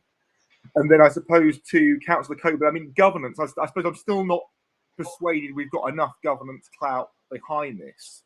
I mean, do we need yet another restructure? Do we need a group director for carbon reduction? Do you want to have a situation where somebody's actually sparring with Ian Williams to say, look, can we do this? And then Ian coming back on a financial level as to why we can't. So, for example, in a hospital setting where you would get sort of the financial director and head of medical sort of like sparring it out in a risk committee as to, can we do this, can we not? And how are we making sure, in the same way that Ian's team make sure that every department hitting its financial goals every year, have we got a group of people making sure every department is hitting its carbon goals and targets every year, and what's the resource going into that, and how are you ensuring that that system is delivering in the same way that Ian delivers on a finance sort of outcomes? Thank you. Okay, great. I'll just try to come back on some of the questions, and obviously if any of the officers want to come in, feel free to as well. Sort of, Councillor Gordon, just to pick up on your point firstly around sort of engagement, and obviously how we're going to work with public. I think it's very important to note that, and it's important for members to know this as well. Our key priority here is obviously those who are more likely to be impacted by sort of disproportionately impacted by sort of climate change. And those are particularly, as we know, Hackney is obviously still one of the most deprived boroughs, and we know that a lot of our residents, obviously, I've worked previously on Scrutiny as well. When we talk about, Councillor Billington often talks about sort of the car mechanics and others who, who have to sort of do their day job and obviously work in not so eco-friendly jobs. And what's really important for us is making sure that, yes, we want to shift towards a greener sort of Hackney and a greener economy, but we do that in a just way, and we take our communities with us, and also we're having that conversation with them. As I said earlier, one of the problems we have is that people are going through extremely difficult times, and the last thing we want to be doing as a council is be seen to sort of dictating the way that they should be living their lives. And for me, it's incredibly important we have that conversation. That's why together with Deputy Mayor Bramble and also with Mayor Glanville, we went to Cardinal Pole, kicking off the conversation with young people who are going to be living with the impact of climate change in the future. And that's why, we're going to be continuing to do that engagement, and obviously the events that have been outlined, both in terms of the October 21st, but also the climate summit. These aren't just going to be typically with people who are in this space and who've got, time. And of course, we want to speak to our key stakeholders, but we want to make sure that we're speaking to people who don't often have the opportunity to have a voice on these matters, and we want to work with them. So hopefully there's going to be a lot more around that. And what we've been doing around comms, around rebuilding a greener Hackney, rebuilding a greener Hackney when I first came into my role was specifically related to the low traffic neighbourhood schemes. Whereas now what we've done working together with the comms team is brought our net zero energy strategy, what we're doing around public realm, what we're doing around green spaces, what we're doing around transport, what we're doing around waste, everything under rebuilding a greener Hackney. So there's much more coherent message. And of course, there's going to be much more and more things we can do. But hopefully we're going to be doing much more around comms, and you're going to see much more around that, particularly in the run up to sort of COP26. Councillor Gordon, forgive me, I forgot your second question. I believe it was, was it about how we could ensure the organisational sort of meets the standard? Yeah, I think really making sure that every member of staff in the organisation understands the direction of travel, and that's fine. Yeah. I mean, the good thing is you would have heard from, Sam, who spoke about our carbon literacy program, and obviously we're specifically looking at that model, because what we want to do is it's not just thinking it from an individual perspective. So of course, and us as councillors and members as well, of course, we have to think about our carbon footprint, but it's also important that, we try to get that across all the different service delivery areas. And obviously the carbon literacy program is one way in which we do that. The sustainability board, and that's just to come to Councillor Hayes, so your question as well in terms of governance side, is obviously a very top level between all the sort of the directors. But what you would see and what you've heard from Sam is obviously underneath that there are different types of, we've got different working groups as well, which obviously go much more in depth with that. We obviously got a new chief executive as well. Sorry, Mark, to put you on the spot, but through conversations that I've had with Mark, and I'm sure you'll have lots of opportunities to hear from Mark going forward as well. But he's absolutely committed to obviously how we tackle the climate crisis. And obviously, I strongly believe that yes, of course, it's important we have delegated people, Councillor Hayhurst, but at the same time, it's always really important that we have our senior leaders who see this as I say to you, it's not an additional piece of work. This is now part of everything we do, which is all about how we tackle the climate crisis and bearing that in mind. And I know both from Mayor Glanville and obviously from a cabinet perspective, that's absolutely the priority. And obviously working with the officer leads as well, I know that that's absolutely priority for them. And of course, that's why I think, this scrutiny process is extremely important, so that, of course, we can do what we can do as cabinet leads, but it's really important that you as Scrutiny also we work together so we can make sure that we've got that proper structure and governance in place to deliver and where we need to be. I think Sam wants to come in on that as well. Sam, did you want to come in?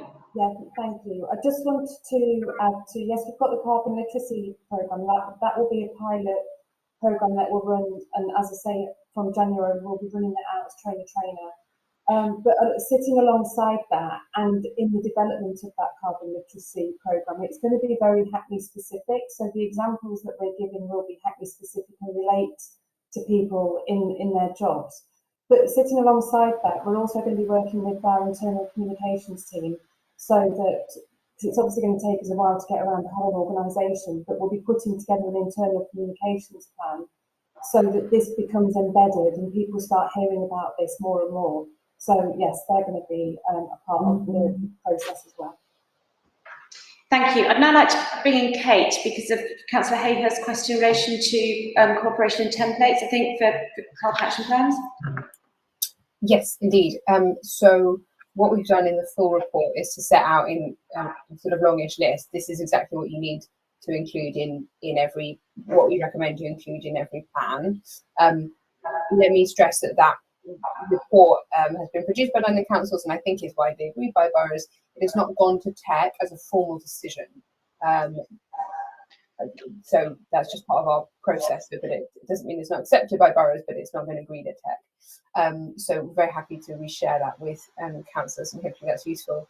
In terms of an actual template, I think there was some desire for one of those about 18 months ago, and yeah, boroughs were already producing their own plans, and it wasn't going to be effective to do one because we don't have the council saying we'll have to do a single plan, and some boroughs would come back and say actually it doesn't work for us, and it just didn't seem like a good use of resource. But as you say, as boroughs come to do their next climate action plan, and I hate to say this with Sam and Matthew here, but there will be a next one, and there is a chance to kind of realign. So, but what we need to achieve that is really to have councillors and officers really on board with thinking about that collective piece, because it's so easy, obviously, to think about the needs of your own borough, but thinking about that collective alignment does, we think, help you to deliver on your activities through that better collaboration.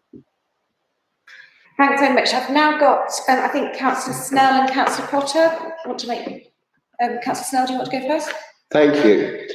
I see that Hackney is the lead borough with Tower Hamlets for one of the London Council's climate programme initiatives, and in particular the one addressing low carbon developments. It'd be interesting to understand exactly what that covers. Does that just look at new developments that we manage? Does it look across all tenures and all sectors? Does it include a review of our planning controls and our building controls? Could perhaps someone expand on exactly what that involves? Yeah, I noticed that Alex raised a hand to respond to that, but I'll just bring in Councillor Potter first, just so we can have questions in twos, if that's... All right. I think mine's just a comment, Mark, because I think quite a lot of it has been covered. I mean, I'd like to congratulate the team on a very comprehensive piece of work. I'm really impressed with the thoroughness and the approach, and I'll be very keen to see, regular updates to see how, progress is going. Very much appreciate, the kind of how you're trying to address the climate emergency with pace, but also to prioritise social justice, which is very much where many of us are coming from. I'm quite interested in looking at the specific work streams. I know we talked a lot about metrics, now we've not got a standard formula. I'd like to understand a little bit about what we've used. It's perhaps not for now, in terms of that level of detail, but I'd quite like to look at that, at how we've arrived at the figures we have arrived at, but also to look at the different work stream development that's also currently. So it's more of a comment really, because I appreciate that this work is ongoing and some of the detail is a bit challenging for now. But also congratulations on a very good piece of work tonight. Thank you. Alex, did you want to come in response to that? Yes, I also noticed Kate's hand is up, so she might want to come up on this point as well. But the low carbon work stream, I understand that Tower Hamlets is no longer on this work stream and that Hackney is leading it. What this work stream is looking at the entire planning process and the building control process, looking at new development, planning guidance on their green buildings, but also spatial planning, policy planning in terms of linking it in with green infrastructure and linking in with the building control regs to get some pretty strong mitigation and measures in order to get much improved sustainable buildings and sustainable land use planning. And that would be then fed in to a lot of the planning policies we would be looking at, or supplementary planning guidance, and that would be across all tenures. Kate, I'm not sure if you want to add anything to that. You're welcome to. I was only going to observe that unfortunately Tower Hamlets have had to pull back from co-leading this programme. Thank you very much. I think Councillor Sharman, who's in the chamber, probably can't see him, is going to answer the question. Just speaking this end. Yeah. Well, speaking this one, okay. Yes, first of all, can I join Councillor Potter's support for, I thought, an impressive and comprehensive range of actions. This is the biggest organisational challenge this council faces. And I do think, speaking at it from an audit perspective, just make 3 points. First of all, having run and tried to run large organisations on a matrix basis, I can tell you it is incredibly difficult. And there is always a conflict between business as usual in a department and a wider, longer term challenge that climate change presents. And I'm not yet persuaded, I think we've got the building blocks there, but I'm not yet persuaded that structure will be strong enough to resolve and create resolve the conflicts and create the momentum. I think, and that runs from the scrutiny or audit function all the way down the organisation. It's not directed at the officers at all. That's saying that this council has got to find a stronger scrutiny and audit function that breaks out of the present commission structure and creates a mechanism to oversee this process and obviously secure the value for money that the audit functions. So we've got to find a new way of working together to oversee this whole process. So the other side of this is looking at the executive side. I appreciate all the necessary steps that have been put in place, both on terms of leadership and executive coordination across the board, and they're all very important. I think there is going to need to be a stronger way of managing this process than is yet suggested by that. That suggests a certain degree of voluntarism. I think there has to be a stronger sense of direction, management direction in this process. And so I would like to perhaps explore how that might be done. And specifically, I think the need to establish a risk profile for these things, and for the audit committee to monitor this on a very regular basis. We audit the risks and expect the profile to be produced every year for us. This, I think, will need a tighter oversight. More to the point, it'll need management themselves to have a proper risk profile at the executive level. And I'd very much like to talk to the new chief executive about how we might come to an arrangement about producing a proper risk oversight of this process. Linked to that are targets, and I know there were a number of targets set out, and I do appreciate the incredible difficulty of setting targets here. You want outcome targets, you want output targets in areas that you don't even know the basis of the inputs. So I recognise that, but we need to go as quickly as possible, in my view, to establishing even a second best target framework so that we know, begin to build an organisation. And I guess that brings me to this second major point, that's timing. We declared a climate emergency 2.5 years ago. Frankly, we cannot spend another year before getting a comprehensive plan. I do appreciate and very much want to track the CAP process that's talked about, and having a conference back end of 22 is fine. But I do think there needs to be a greater sense of urgency in this process where we build some real outputs now. If we're going to create some momentum, we didn't on the pandemic hang around for a year to take some actions. And frankly, I feel that this is a bit like we've got decades to come. We don't. We have months and very few years. So putting a bit of urgency into this process with some early action seems to me. Final point is on finance. I do appreciate all the problems Ian set out in terms of mobilising in a very uncertain economic environment where costs and returns are still so uncertain. I think we should begin to have fairly quickly a sense of the quantum of money that's going to be required. And so that we can begin to put the pressure, not wait for people to come in and say, look, if you're going to do climate crisis, it's going to cost this. And we need to put some real numbers behind it. We need to be part of the pressure to change the system rather than just becoming an endpoint of the system. So I guess, Mara, really a plea for a urgency, money, and an oversight mechanism for this whole process.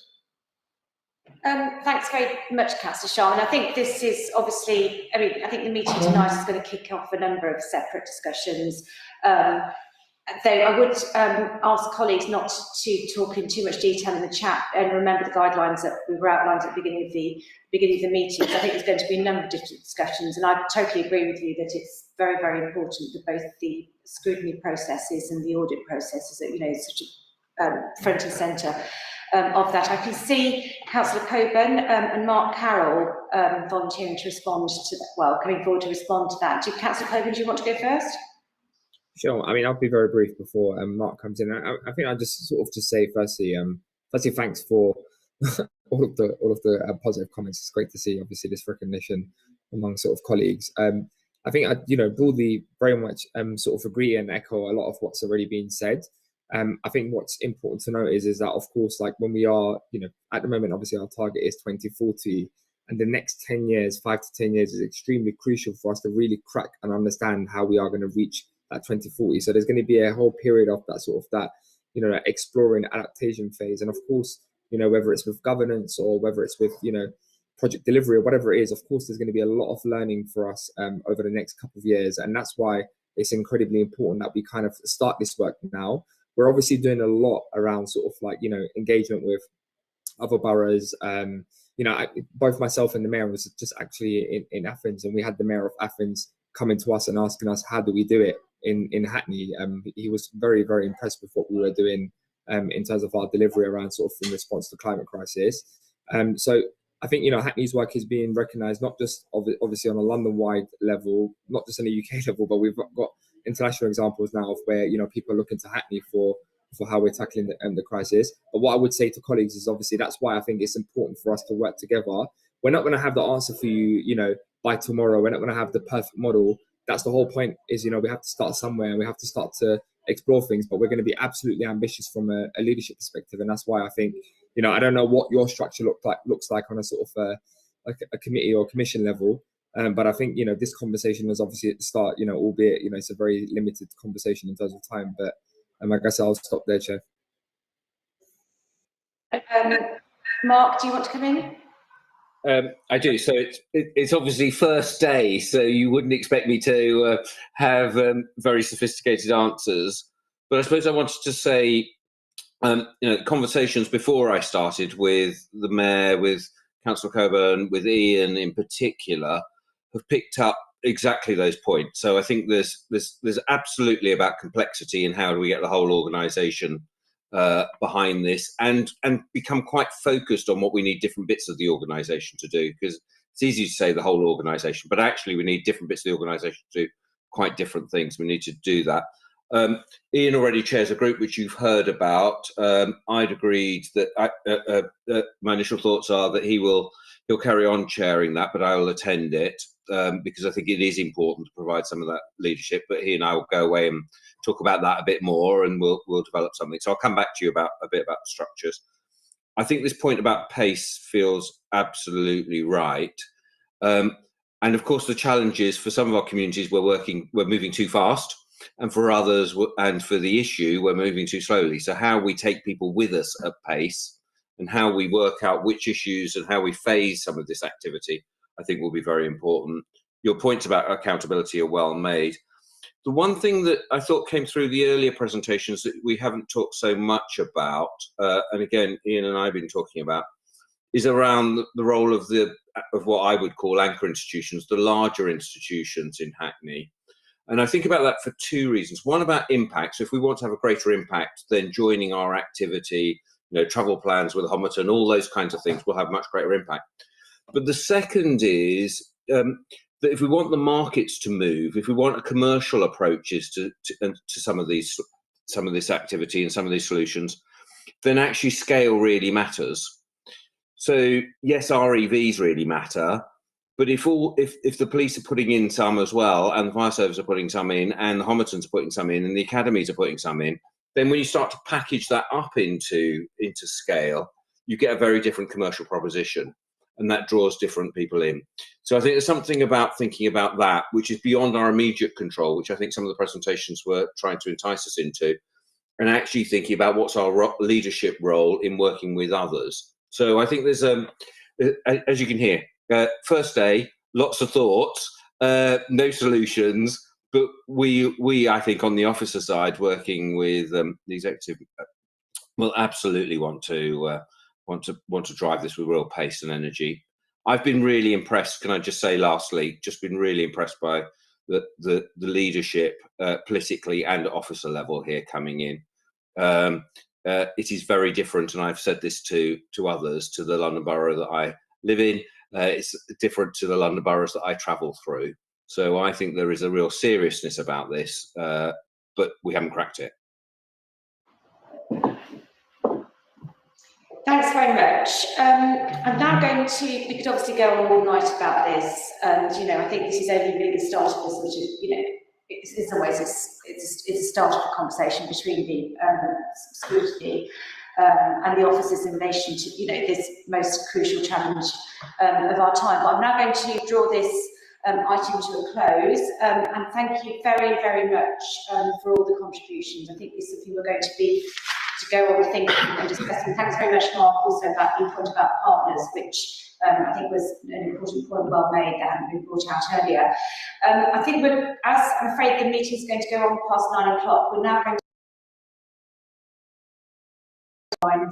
for virtual meetings, and you're obviously very welcome to stay for the rest of the evening, or you're obviously very welcome to leave. So we're going to have a very quick comfort break, and then we'll go on to the last two items. Thank you. 5 minutes.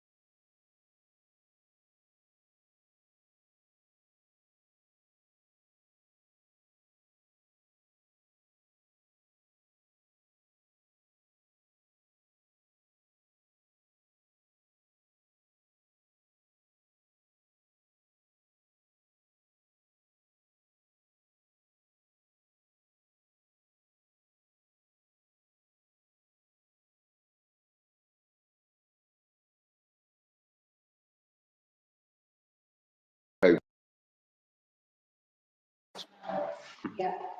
Thank you very much, everybody. We're now starting the meeting again. So we're now going to go on to agenda item 5, which is our annual complaints and members' inquiries report. This report is in accordance with the Scrutiny Panel's remit to monitor the Council's complaints and members' inquiries process.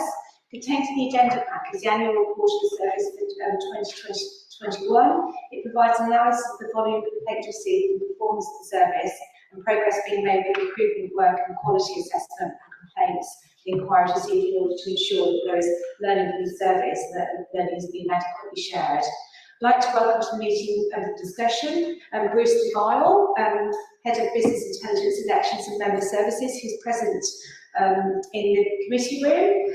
And I'd like you to introduce your report. Thank you. Thank you, Chair.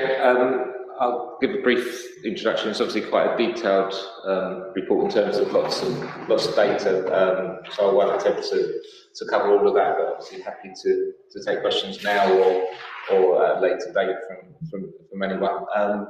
So it's the annual report laying out details of the complaints inquiries for 2020-2021.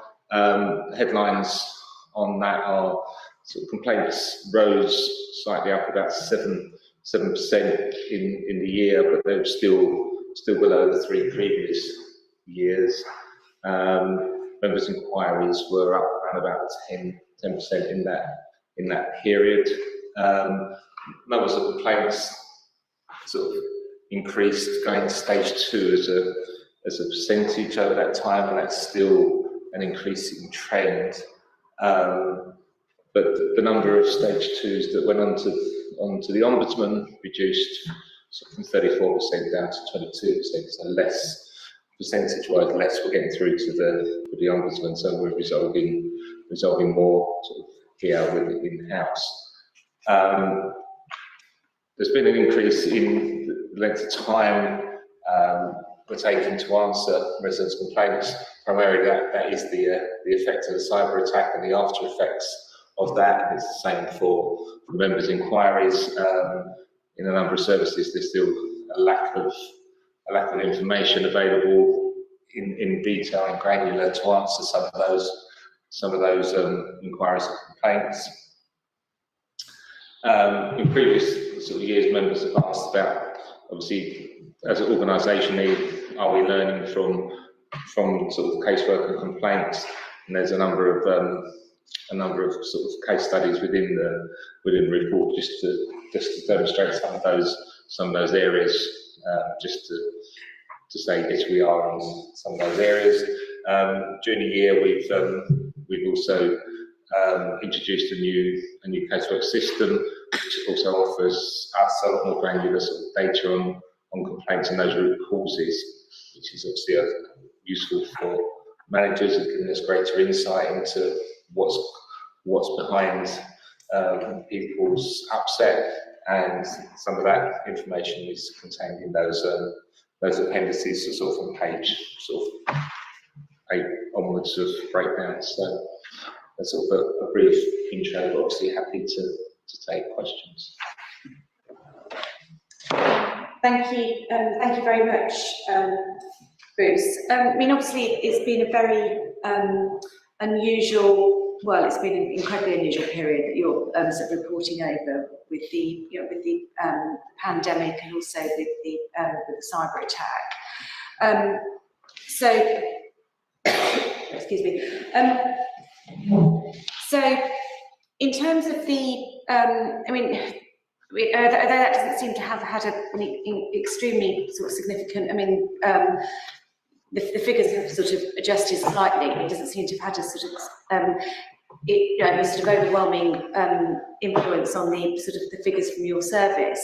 I mean, do you think that that there's going to be a sort of delay in increased complaints and members' complaints? Do you think that maybe the public have not been engaging with us much because of the pandemic and the cyber attack? And do you think there's going to be an increase in the volume of activity in this space in the ongoing months when things go into recovery? Is that something that you think might happen and planned for? In very short answer, yes. Yeah. And we're already starting to see that in, obviously this ran until the sort of data through to the end of the financial year, and in the sort of the months since, we're already seeing a quite significant, in some places, uptick in terms of complaints across the board. It's not within one service. So yes, most definitely, as activity picks up, then we're starting to see that already. Yeah. Are there any service areas that I know you said it wasn't one particular service area, but are there any sort of service areas that seem to have slightly higher volumes? Or any sort of... proportionately matched to where we'd always get those complaints. So proportionally, our housing stock produces a large number of complaints. So again, that's seen a larger increase. Again, sort of our housing needs service as well, which again is an area where we're also suffering more in terms of being able to answer those sort of casework as a result of the cyber attack, where that for a lot of those individual problems for people, that granular information that's required to get to the bottom of the problem isn't yet available to solve many of those problems. And I think we've noted on the Scrutiny Panel before that if we add together the housing repairs, housing needs, and housing tenancy and leasehold, we've got probably even vast majority of the complaints. But we've discussed before really about how that could be improved. I don't know if you've got any further thoughts or in terms of reducing the volumes of complaints in relation to those service areas. I appreciate that they're not your service areas and you're only managing the complaints and different services. So again, obviously the first thing is obviously they're not my service areas, but those service areas, what we are now able to give them is a lot more that granular information about what the complaints are about. So really driving home that information to people so that they can act on that to get to those underlying problems and solve them so they don't come back.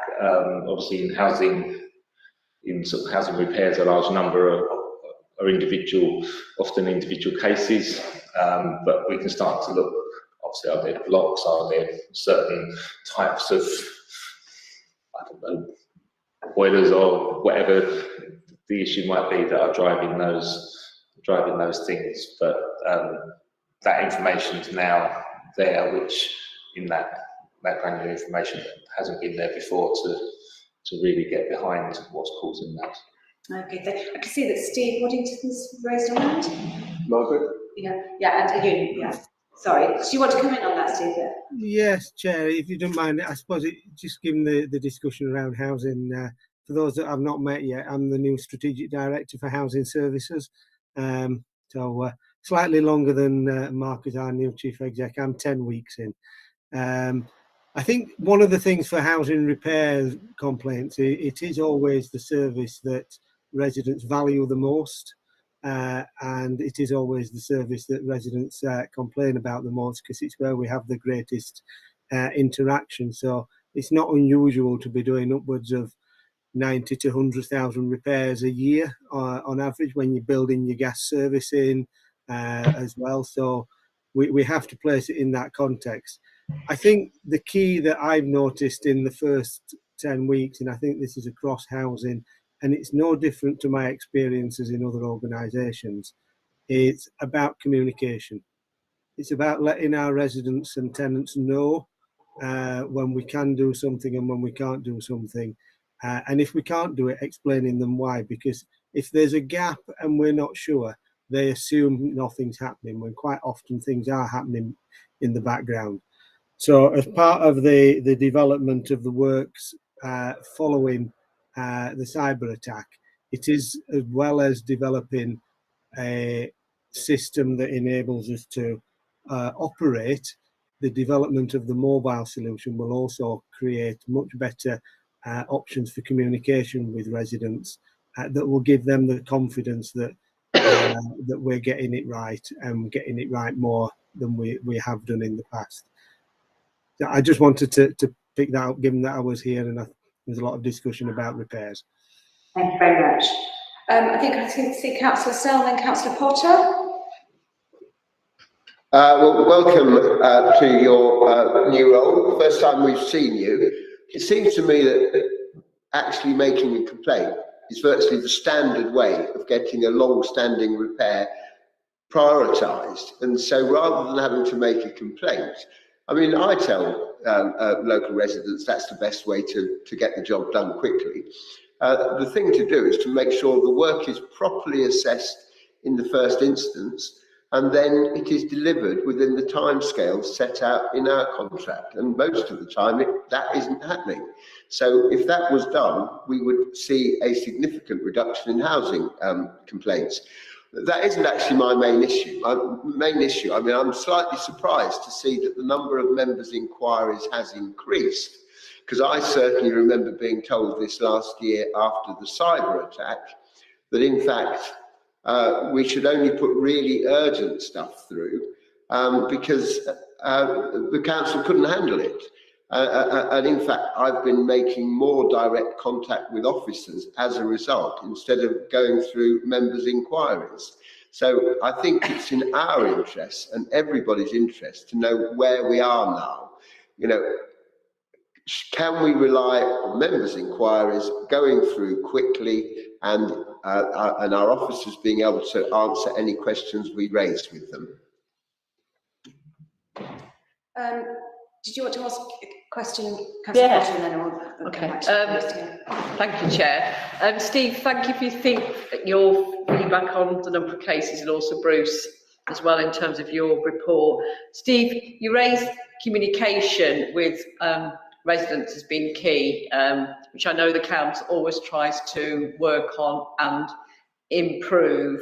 But I was also thinking communication between departments also can sometimes be an issue with a large organisation such as ours. And I know the cyber attack will have compounded this issue, but I just wondered what work is being done. I'm not just talking about housing repairs, but also across the council to make sure sometimes when relevant issues cross, work between departments, how kind of communication, because I know residents can get frustrated that they keep on talking a problem through with various different people, and often it's as though they're telling the same story again. I appreciate the cyber attack has made this difficult to answer fully this time. I just wondered whether there's any work to try and improve the kind of links between departments when addressing residents' queries. you want to take those two? Yeah. So Councillor Potter, I'll take your one first, and then I'll come on to you, Councillor Step. In terms of communication, yes, there's always work, there's always more that can be done. In terms of cases, we are now allocating cases to a lead area, and they are having to communicate with the other areas to pull that information together. So asking them to coordinate and put it all together and communicate back in one go, rather than it being passed round or nobody coming back, or left arms and right arms not always joining up. So that will, I hope, start to sort of feed through in terms of those responses being more coordinated. That said, it is difficult for a number of services that they are working blind in a number of areas in terms of information, or getting information back very slowly. So it is extremely difficult for them always to give an answer that they want to give. That said, we can and should be, and this comes on to Councillor Snell's point, communicating better with members in terms of where we can't and why we can't, rather than just not answering. And I keep pushing sort of the relevant heads of service. There are a number of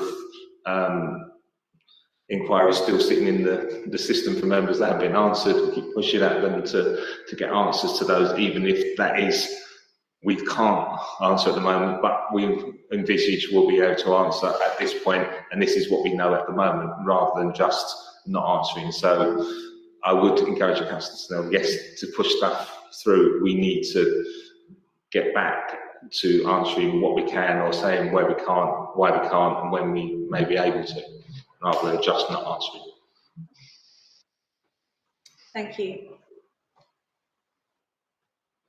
We've got any other questions or points for Bruce?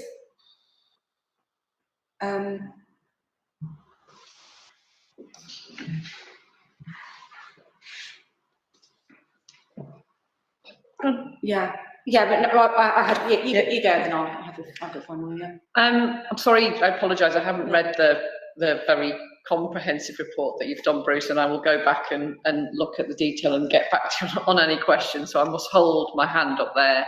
So, and apologies if, you've laid all this out clearly in the report. Can you comment on any areas where you've seen particular increase in complaints, and again, any areas where you've seen a decrease? I don't think you mentioned that in your verbal report. Yeah, I think Councillor Patrick also wants to come in. Yeah. Sorry. Not a member, obviously not the mayor or a cabinet member. I was intrigued by the response to the mayor and cabinet questions, because often casework comes to us and it's sent to the mayor as well, and often because of the detailed response, it takes a lot longer. But it does look like, from reading it, that the mayor and cabinet, although it takes a lot longer, get a much more thorough response to their casework than we do as members. I wonder whether Bruce wanted to comment on that, because that's what it reads like to me, is that it goes backwards and forwards until it's to the point is solved. Whereas members, I feel sometimes we get a very standard answer, especially when it comes to housing need. We get like, you have to, to the resident, you're whatever on the waiting list. Please expect to wait 10 years, 20 years, whatever. And it's very brisk rather than individual. I understand that housing need has particularly great demands on this time, but I mean, residents are often in almost tears or frustration when they get very bland responses that say they have to wait 30 years for a property, which may be true, it may not be true, but sometimes 30, so I wonder whether there's some nuances that could be done in responses to inquiries, and why the mayor and cabinet seem to get better responses than members. Thank you. Bruce, are you okay with those two? Yeah, no problem. Again, I'll take them in reverse if that's all right. Councillor Patrick, in a number of respects, I would agree with what you're saying, and that's why we've got a piece of work just about to kick off around casework, and in particular how members' casework is dealt with. And I'd invite you or any other members, when we come out to you in a couple of weeks, for participants to join us in help shaping the future of that. In that it's a very one-size-fits-all approach at the moment, and I don't think that does fit all. We know that there's things that have been dealt with differently, quicker, cheaper because of that, and stuff that a written response doesn't solve the problem, and it needs a different approach of maybe getting some heads together or taking some people out on site and looking at it. And again, there needs to be, in my view, but this is where I need your input and member input as well, as to how we can improve the quality of those responses, and if that needs that it comes through a filter, and we, as my team, will look at those if need to be, and filter those and kick them back, and again until we get the right quality before they go out to you, if that's what's needed. So I agree with a number of your sentiments, and to say there's a piece of work just about to kick off to address that, along with how we can, say, improve responses across the board for members in terms of getting the right approach for the inquiry that's raised, rather than a one size fits all. Councillor Potter, for your question, it's laid out sort of from page 8 onwards on the report, but in terms of ups and downs, ups were in a few areas, housing needs, within housing, tenancy and leaseholder, parking and street scene are probably the bigger areas. The details of the reasons behind those are contained, but some of those would be the ones you'd expect. So street scene around low traffic neighbourhoods, parking sort of linked to that, but also sort of consultations and within how tenancy and leaseholder, lack of some action around ASB, which obviously increased ASB around lockdowns and stretching services there, housing needs, that general demand red sort of work, but also waiting times, both in terms of to get a property, but also because because of non-response around answers, being able to answer things. Housing repairs actually in the period were down sort of 16%, so repairs a drop in complaints over that period. Thank you for that. Thanks very much for that. And I think Councillor Ajare wants to come in. Thank you. Thank you, Chair. It's just a very, very quick one. It's in respect of using both the complaints and members' inquiries processes to drive change within the authority, and the use of case reviews.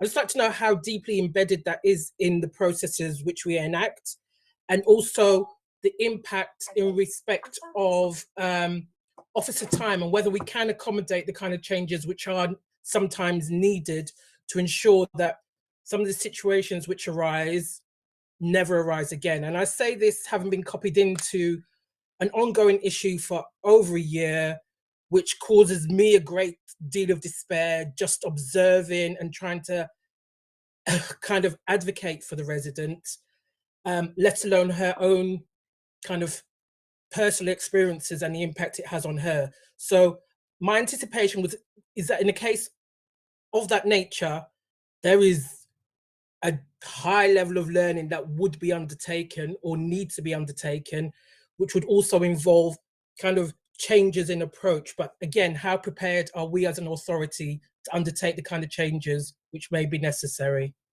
Thank you. Yeah, thanks very much, Councillor Ajare. I think that's a very important question. If I could just, one final question in terms of members' inquiries response rates.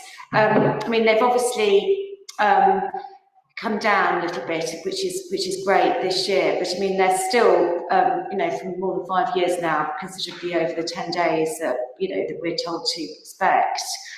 I mean, what sort of, you know, as councillors, what can we tell to, you know, to our constituents about how long it's going to take for them to get a response? And is there anything we can do about it to make it quicker? Thank you. Thank you, Chair. Councillor Ajare, in terms of learning, I would like to say it's consistent, but I can't hand on heart say that it is consistent. But I know in a number of cases, learning most definitely is taken away.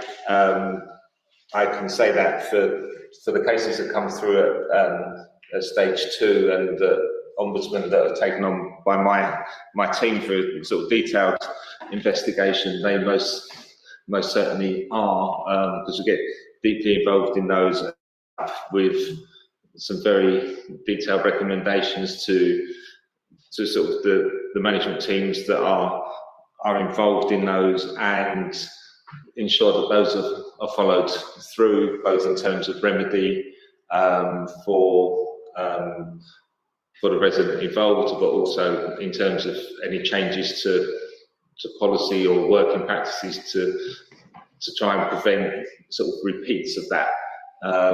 That said, obviously, when we're dealing with the large numbers of transactions across the council, large numbers of complaints, whether it happens on every single one, I couldn't say consistently that it does on every single one. And obviously, if you've got any particular cases that you're worried about, then please do raise them with me, and we'll get involved in those and take a look at those for you.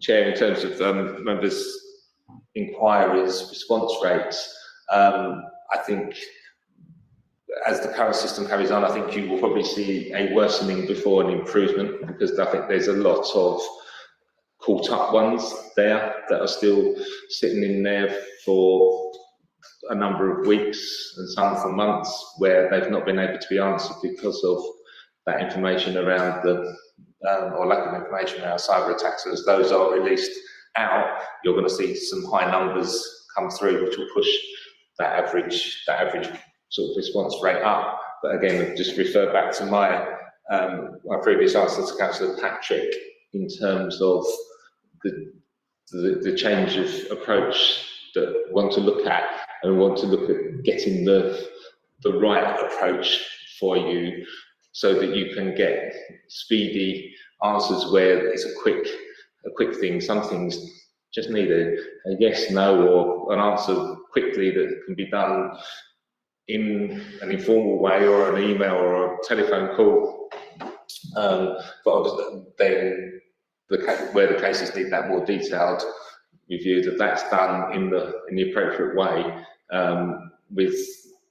with some timescales that are realistic given to you at the outset, because to say a blanket 10 days across the board, I think is not realistic, because some things should be quicker than that, and some things will be clearly should take a lot longer than that, depending what they are. So I think that blanket 10 days is a dated sort of concept, and as the approach that we take for all casework, hence the look at, let's find a modern approach to suit where we are now as an organisation. We're a long way away from when that was introduced and the need for that, and we need to find a process that's grown up and gives the right service to members that they aren't consistently getting at the moment. Yeah. So that obviously is to the ongoing discussions as part of the case. Yeah, and something that plans to move on pretty quickly, and so that we're talking to get some changes in sort of ahead of or just around election time next year for a new administration, so that there's a new approach for that. Yeah, and I noticed that Ian Williams has also helpfully put a comment in the chat that we're reviewing all the letter templates to reflect the latest position about the cyber recovery work. Okay, I can see that Bill Smith, who's Councillor Smith, if you've got a very, very quick question, I'll exceptionally allow it. Then we're going to draw this item to a close. Thank you. You're on mute. Sorry, thank you, Chair. Yeah, no, it's very, very quick. I mean, I totally agree with Steve on the housing repair stuff. You've got 100,000 repairs every year. It's a lot to deal with. But I mean, communication is really important with this. I mean, I can't stress it enough, particularly with members, so that we can then communicate with residents. And just flexibility within that as well. For example, just very, very quick example, a block. There was a leak basically in a building. Leaseholders wouldn't let the repair people in because they were leaseholders, and partly the reason was that she had to take off some tiles. The repairs team said, "Oh, we only use white tiles," but her bathroom had blue tiles or whatever, and it got stuck for months and months and months. In the meantime, there's kitchens kind of like growing mold all over the walls, and it's deeply frustrating for everyone. The way we resolved it was through flexibility. I went down to Topps Tiles, got a tile tiles for her that would basically replace and work with her kind of aesthetic, and it solved the problem. Bingo. So I'm just asking for a little bit of flexibility with things like that within the repairs team. Thank you. Thanks very much, Councillor Smith. I think probably that speaks for itself really as a sort of as a comment, and I'm not sure. Okay, thanks very much for coming this evening, Bruce. I'm sure we're going to have ongoing discussions with this, and I'm sorry we've run so late, but it's very nice to see you. Thank you. Thank you. Thanks, Grace. Yeah. We're now going to move on to our final item this evening, and again, apologies for running late, which is item 6, a quarterly finance update. Quarterly finance update. So this is our quarterly finance update. In addition to the Council's monthly reports on the agenda on pages 110 to 174, and the overall financial position from July 2021, the capital report for September 2021. We've asked the finance update to include information about the following: an overview of financial pressures affecting different directorates and the most significant pressures, the ongoing financial impact of the pandemic and the cyber attack, biggest challenges facing this year's budget setting process. So I'd like to welcome Ian Williams, Group Director of Finance and Corporate Resources, and Jackie Moylan, the Director of Financial Management. I don't know whether you're going to speak to your report or do a presentation. Yes, certainly, Councillor Gordon, and good evening, everybody. Hope you're all still with us. What we've done, as always, really is taken it as read that members will have been through the OFP and the Capital Programme Update Report. I've also prepared a short deck of slides that will hopefully address all the points that you've raised, and also just draw to members' attention some other issues that are emerging in terms of announcements by government, as we saw last month in relation to adult social care, and a bit of more detail about that we are able to give you at this point, given that formal guidance has been issued. Also thought it'd be helpful to also provide a quick update on the work we've been doing around council tax and council tax recovery, which I know, particularly following the pandemic, cyber attack is something that Scrutiny Panel, and through our meetings with Chair of Audit, Chair of Scrutiny Panel as well, we've kept you abreast of, but just thought it'd be helpful to give the wider group an update on that as well. So if it's okay with you, Chair, I'll start to share the slides.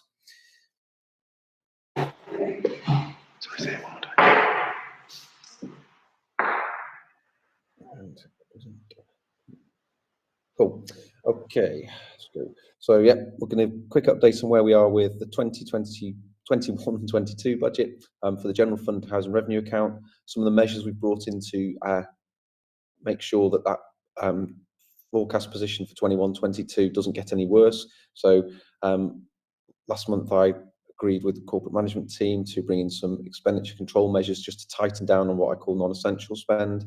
A quick update on where we are with adult social care funding, then a review of the latest position on 22-23 budget update, including timeline. An area that Scrutiny has also taken an interest in previous years is what we're doing on fees and charges, and so just by way of reminder, where we are with that, and then, as I said, the council tax recovery piece. So the latest OFP that you've got in the pack tonight shows that we're forecasting across the council an overspend of just over £6.5 million. But I would caution that is after applying significant provisions that we built into the budget for 21-22 around what I called at that point the COVID set aside, and then also some extra monies we put in the budget to support children's services with pressures in relation to the pandemic, but also work it needed to do to improve its position in relation to Ofsted. And of course, we also made provision in the budget for some resources to support the work we're doing from a revenue perspective on cyber attack. So as set out in the report tonight, you can see some of the pressures that are continuing to come forward, and they really affect all directorates. We've seen, particularly within finance and resources, continuing cost pressures emerge as we have to bring forwards expenditure to update systems that would have been updated in 22-23 and beyond into the current year, and that's obviously brought a pressure in terms of additional costs in this current year. But we'd obviously look to then make a retrospective adjustments in future years. The other areas of pressure that we're seeing continue to be the challenges with regards to children looked after and the significant number of placements coming into play, and also staffing in children's services, alongside also care packages in adult services. What we are starting to see on the back of COVID is effectively what we call, in a way, that long COVID impact of pent-up demand in the system now starting to appear as the economy's reopening. People are actually, who were shielding, are now much more out and about. And so we're seeing that come forwards. And this is a pattern that I'm seeing when I discuss with colleagues across London, is a real pattern. And certainly I've been doing a lot of work with some neighbouring boroughs to just make sure that we're all learning from each other, and also making sure that any measures that we can bring in to control expenditure are being brought in. Neighbourhoods and housing also forecasting an overspend. Predominantly that relates to some issues in planning service, where they've seen a reduction in the number of significant major applications, but also challenges in terms of Section 106 monies, as well as some of their income services being down on what would have been normally expected. So as you can see there, we've set aside monies to try and deal with some of those costs. But in summary, in terms of cyber and COVID, if I was to sort of break down the 6.5 million, it's broadly 3.3 to that, and about 2.8 to COVID. Turning to expenditure control measures, we've got a series of those in place. We've looked to make sure that group directors now are signing off on all permanent recruitments, and also agency and agency extensions, working that process through with respective either directors, strategic directors, heads of service as appropriate. Finance teams have been working closely with directors to review all the forecast budgetary information on non-essential spend lines, and what we're looking to do there is see where budgets are being at this point forecast to be spent but not committed, and look to see whether we can claw back some of that to mitigate the overspends. Also done a lot of work with colleagues in HR to make sure that departments and group directors in particular have access to all the agency details that exist within their respective portfolios, and I've asked them to consider opportunities to release some of those points.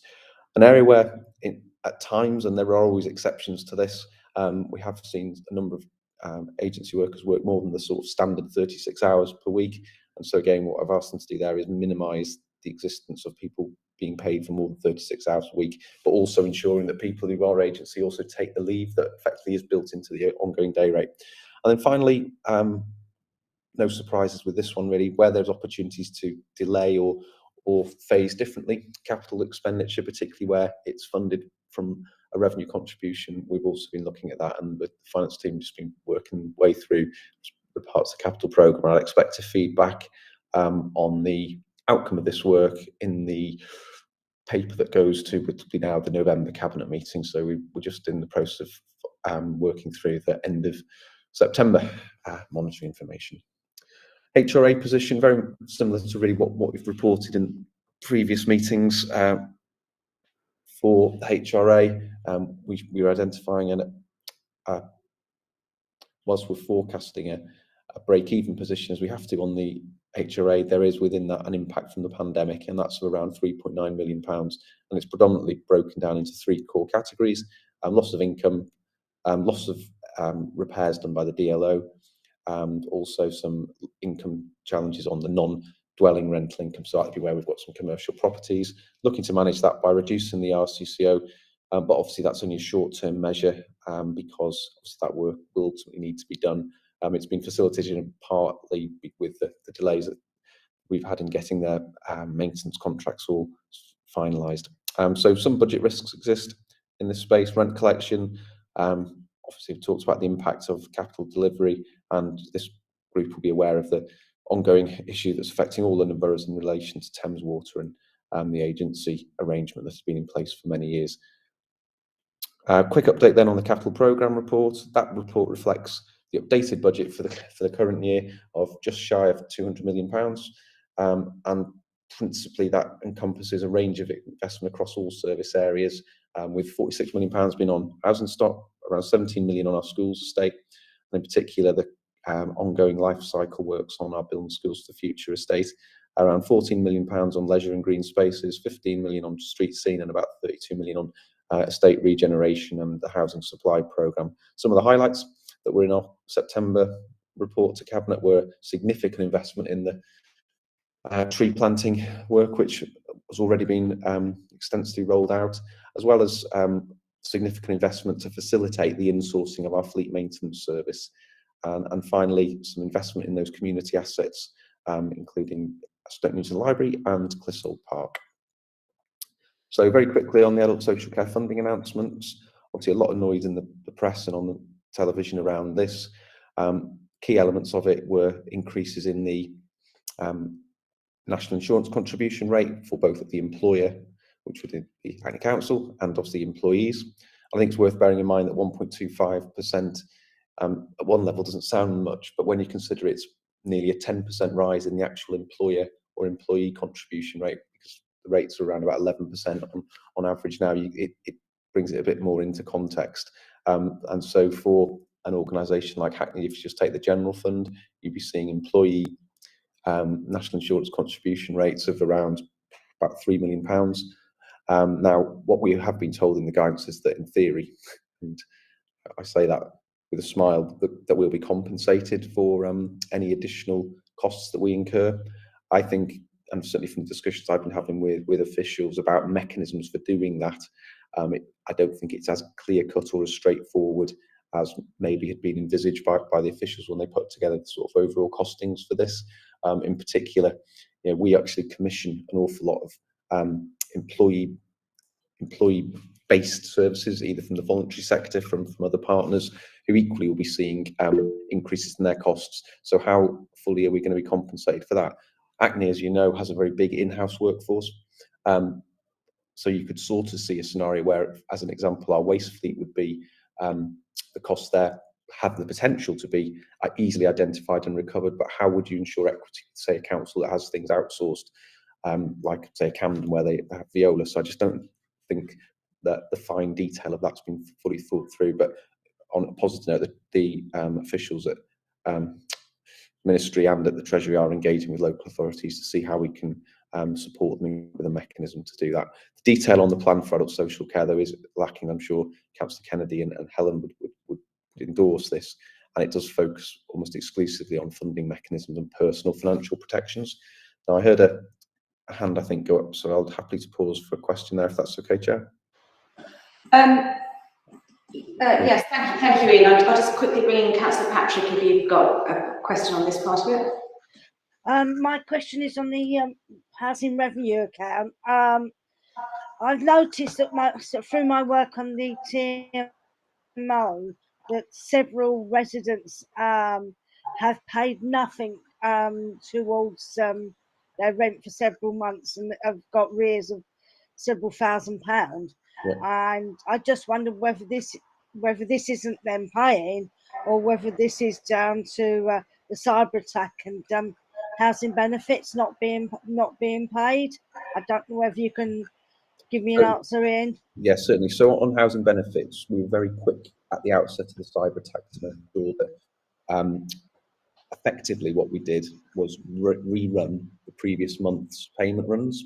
So whilst we hadn't been able to, until fairly recently, adjust them for inflationary uplifts, we were able to effectively maintain the degree of runs. Now, I would have thought with it being a TMO, that would have been relatively straightforward.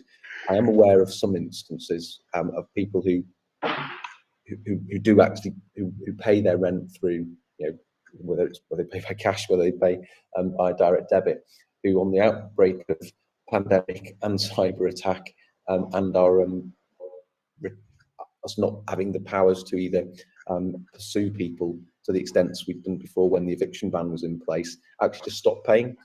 Some people, it appears, have said they will pay once we've when we approach them, but others obviously have taken that other approach, and that's why we'll continue to invest in a team to look to tackle arrears now that we've got a system up and running to enable us to now accurately and confidently pursue people for arrears in a similar way to what we've been doing we've just launched with council tax as well. But I'm happy to give you a bit more detail on that, Councillor Patrick, and if there's particular examples, obviously share with me offline in around the TMO. I'm happy to look into those. Thank you. Sorry, can I just ask a quick supplementary? You said what about people who've gone onto benefits since the cyber attack? Have they been picked up? So people who've gone on to benefits since the cyber attack. So they lost their jobs or been on furlough or gone on to benefits. So the team have been looking. We've now started. Yes, we have now been able to. Well, so in a sense, anyone who's new to the system goes effectively onto universal credit, don't they? In that sense, but where there's been some adjustments, we've also been working through some of those complex cases. And I know there's a number of cases that members on this committee have raised with me or Rob personally that we've been able to work through. And we've been fairly successful in capturing most of those. Thanks. Be okay, Chair? I'll continue. I think that's. Yes, I'm not sure that's a legacy hand. I think Councillor Patrick's switched her camera off, so I think it should continue. So, quick update then for the budget for 22-23. Members will recall that we were aiming for finding savings of around just over £11 million for 22-23, rising to further £12.6 million in 23-24. We've been working hard since almost the budget for this current year was put to bed to bring forward proposals and options that members can consider to bridge the gap predominantly for 22-23, and also set out some options around 23-24 where they either had a lead-in time from 22-23 or they just made sense in terms of where they are in the cycles. A good example of that would be, I would expect to be able to make some further reductions in the employer pension contribution once we've had the triennial valuation, which feeds into the financial year 23-24. As you can see here, and I'll come on to a further slide in a moment that summarises a series of meetings that are now being diarised with yourselves to go through in a bit more detail the options and the savings that sit behind these numbers, like similar to what we did last year, really. So just brought that forward a month or two to try and just make sure that in ideal terms, certainly once we've had the announcement of the spending review, which will give us a good indication, I think, of where we're likely to end up in terms of overall government support, certainly for next year, maybe for the years after, but I suspect be a bit more thin on the ground in terms of that.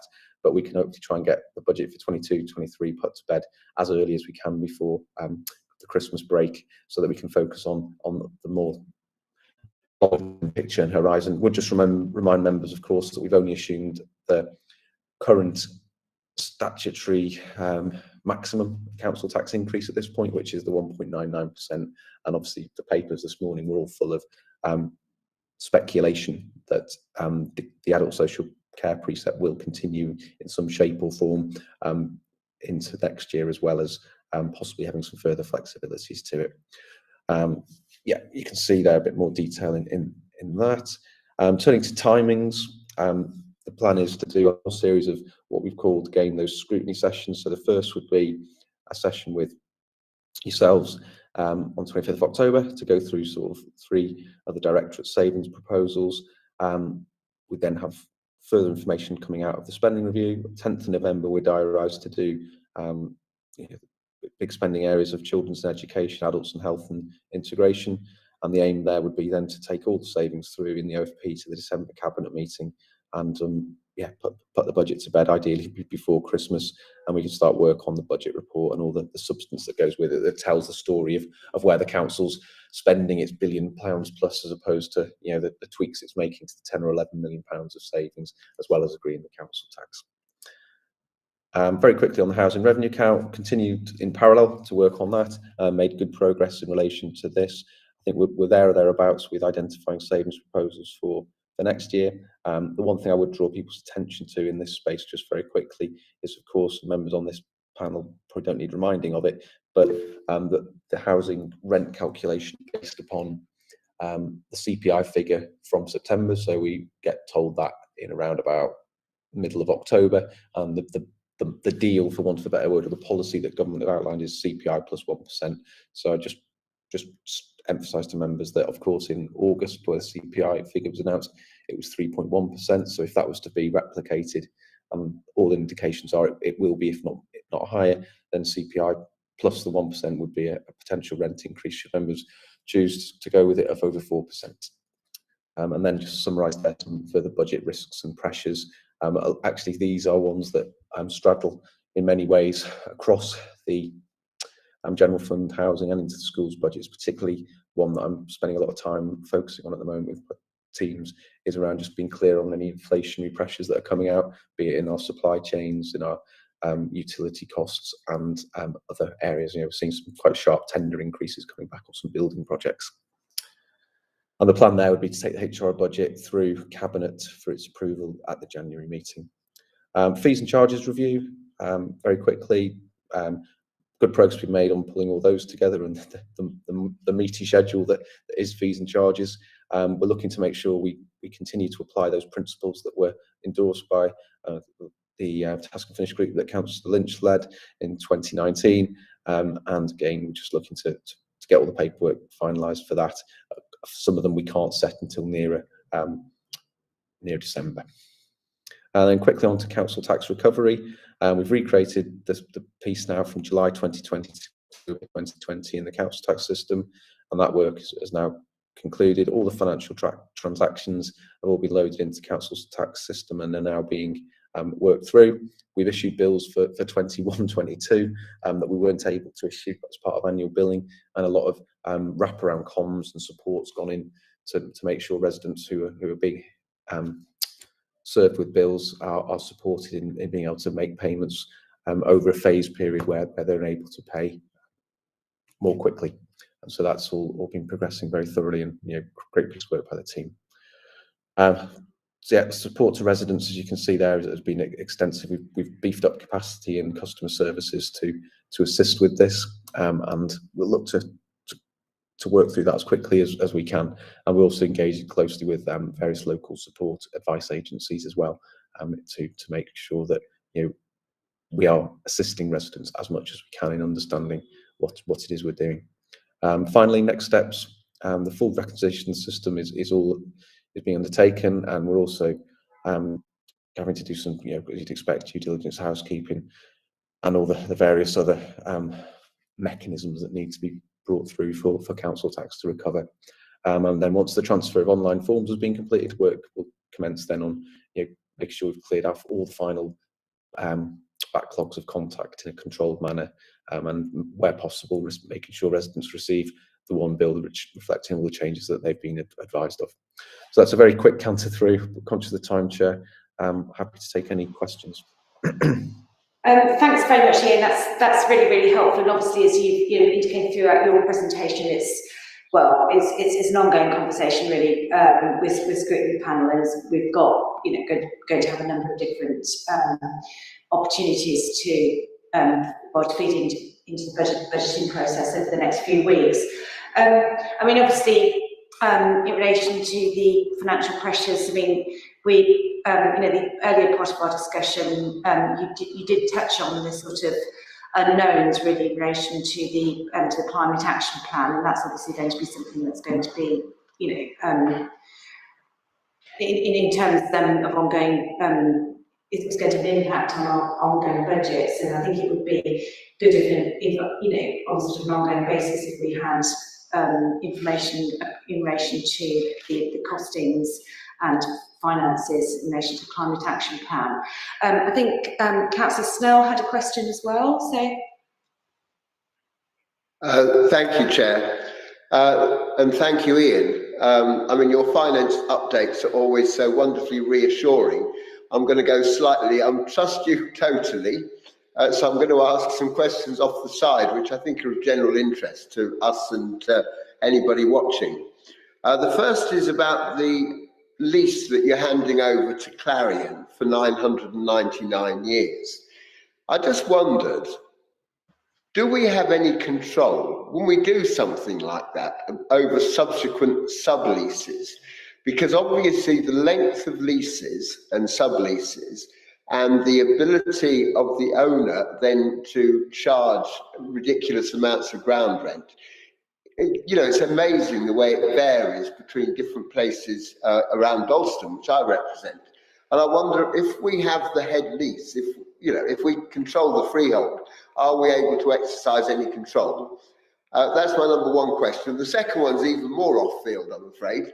I was amazed to hear the other day that the apprenticeship tax, or whatever it's called, levy, is actually widely unspent. So there are millions around the country that are unspent. And I wonder, are we as a council making sure we spend all the amount that we pay? And are we ensuring that local businesses, the wider community in Hackney, is also making sure it spends its apprenticeship levy? Because obviously training apprentices is a high council priority.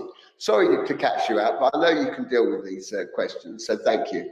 No, thanks for those questions, Councillor Snell. Are you happy for me to answer them, Councillor Gordon? Yes, no, please go ahead. If I take the apprenticeship levy first, I think the first thing to stress on that is that it's only payable by organisations of a certain size and scale. I think offhand the figure's something like 3 million on the payroll, but I will confirm that. It's a while since it's been out and the specific detail of it. But as a local authority, we were very conscious that we really needed to make sure that as we were going to be paying this levy, we did not want any of it to sort of be just sucked into the treasury as money's unspent. That would be really frustrating. And so we've had in place from the get-go, really, a really comprehensive and close piece of work in between the finance teams and our ways into work teams to make sure that we track and monitor that money, which has to be spent within 2 years of it being effectively paid into the apprenticeship levy account that's administered centrally. And I can say that as far as I'm aware, I've certainly not been aware of Hackney having to repay any of that money. We work very creatively to make sure that we actually do deploy all that resource effectively and look to get best value from how we deploy that, funding a range of training opportunities and support packages. So I know Stephen and his team, as I say, have been really successful in how we've deployed that levy, and it is something which the finance team were very involved in terms of the monitoring and the administering of it. In terms of the Clarion lease, again, we use the OFP for some of those more smaller scale technical transactions, but I think the point I'd make on the proposal in this report was it was really to facilitate a development to happen as opposed to stymie it. And by granting that lease for the extra period of time, it doesn't in any way we still retain the freehold, and we do have, as the freeholder, any material changes would need to be discussed with us. And I can't really see, from what I'm aware of that proposal, actually what those would really look like in reality. The granting of that long lease is really to enable the scheme to progress and appropriate finance to be raised by Clarion. Thank you. Sorry, Chair, and are we working, Ian, with the wider business community in ensuring that they are spending the apprenticeship levy that they have to pay? I mean, for example, I'm thinking in particular of health partners. Yeah, we do interact with them, but we also interact with some of our mainstream schools as well, who would be caught by this. So some of our larger schools will actually have payroll over and above the minimum, the perceived level. So we also do link in very closely with the wider Hackney family, for want of a better word, and other parts of the public sector who tend to be the main organisations of scale within the borough. Thanks, Ian. Are there any other questions either in the room or online for Ian? I can't see anybody. So I think it just goes to me to thank you very much for really, really helpful presentation, and thanks for for answering the pre-prepared questions. So I think we're now going to move on to item 7 on the agenda, which is the minutes of the previous meeting, which appear in the agenda pack. Has anyone got any comments on this? Or any matters arising? Can I ask members to agree the minutes? Agreed. Agreed. So, and then item 8 is Scrutiny Panel work programme, which again appears in the agenda pack. Have members got any comments or questions on that at this stage? Don't think so. Yeah, and then agenda item 9 is any other business. I can't see any other business, so I'll now formally declare the meeting closed. And thanks very much for everyone attending, which I think has been really interesting evening. I'm sorry it's overrun so long, but I think it was a very useful discussion. Thank you. Thank you. Thank you, Chair. Thank you. Good night. Good night.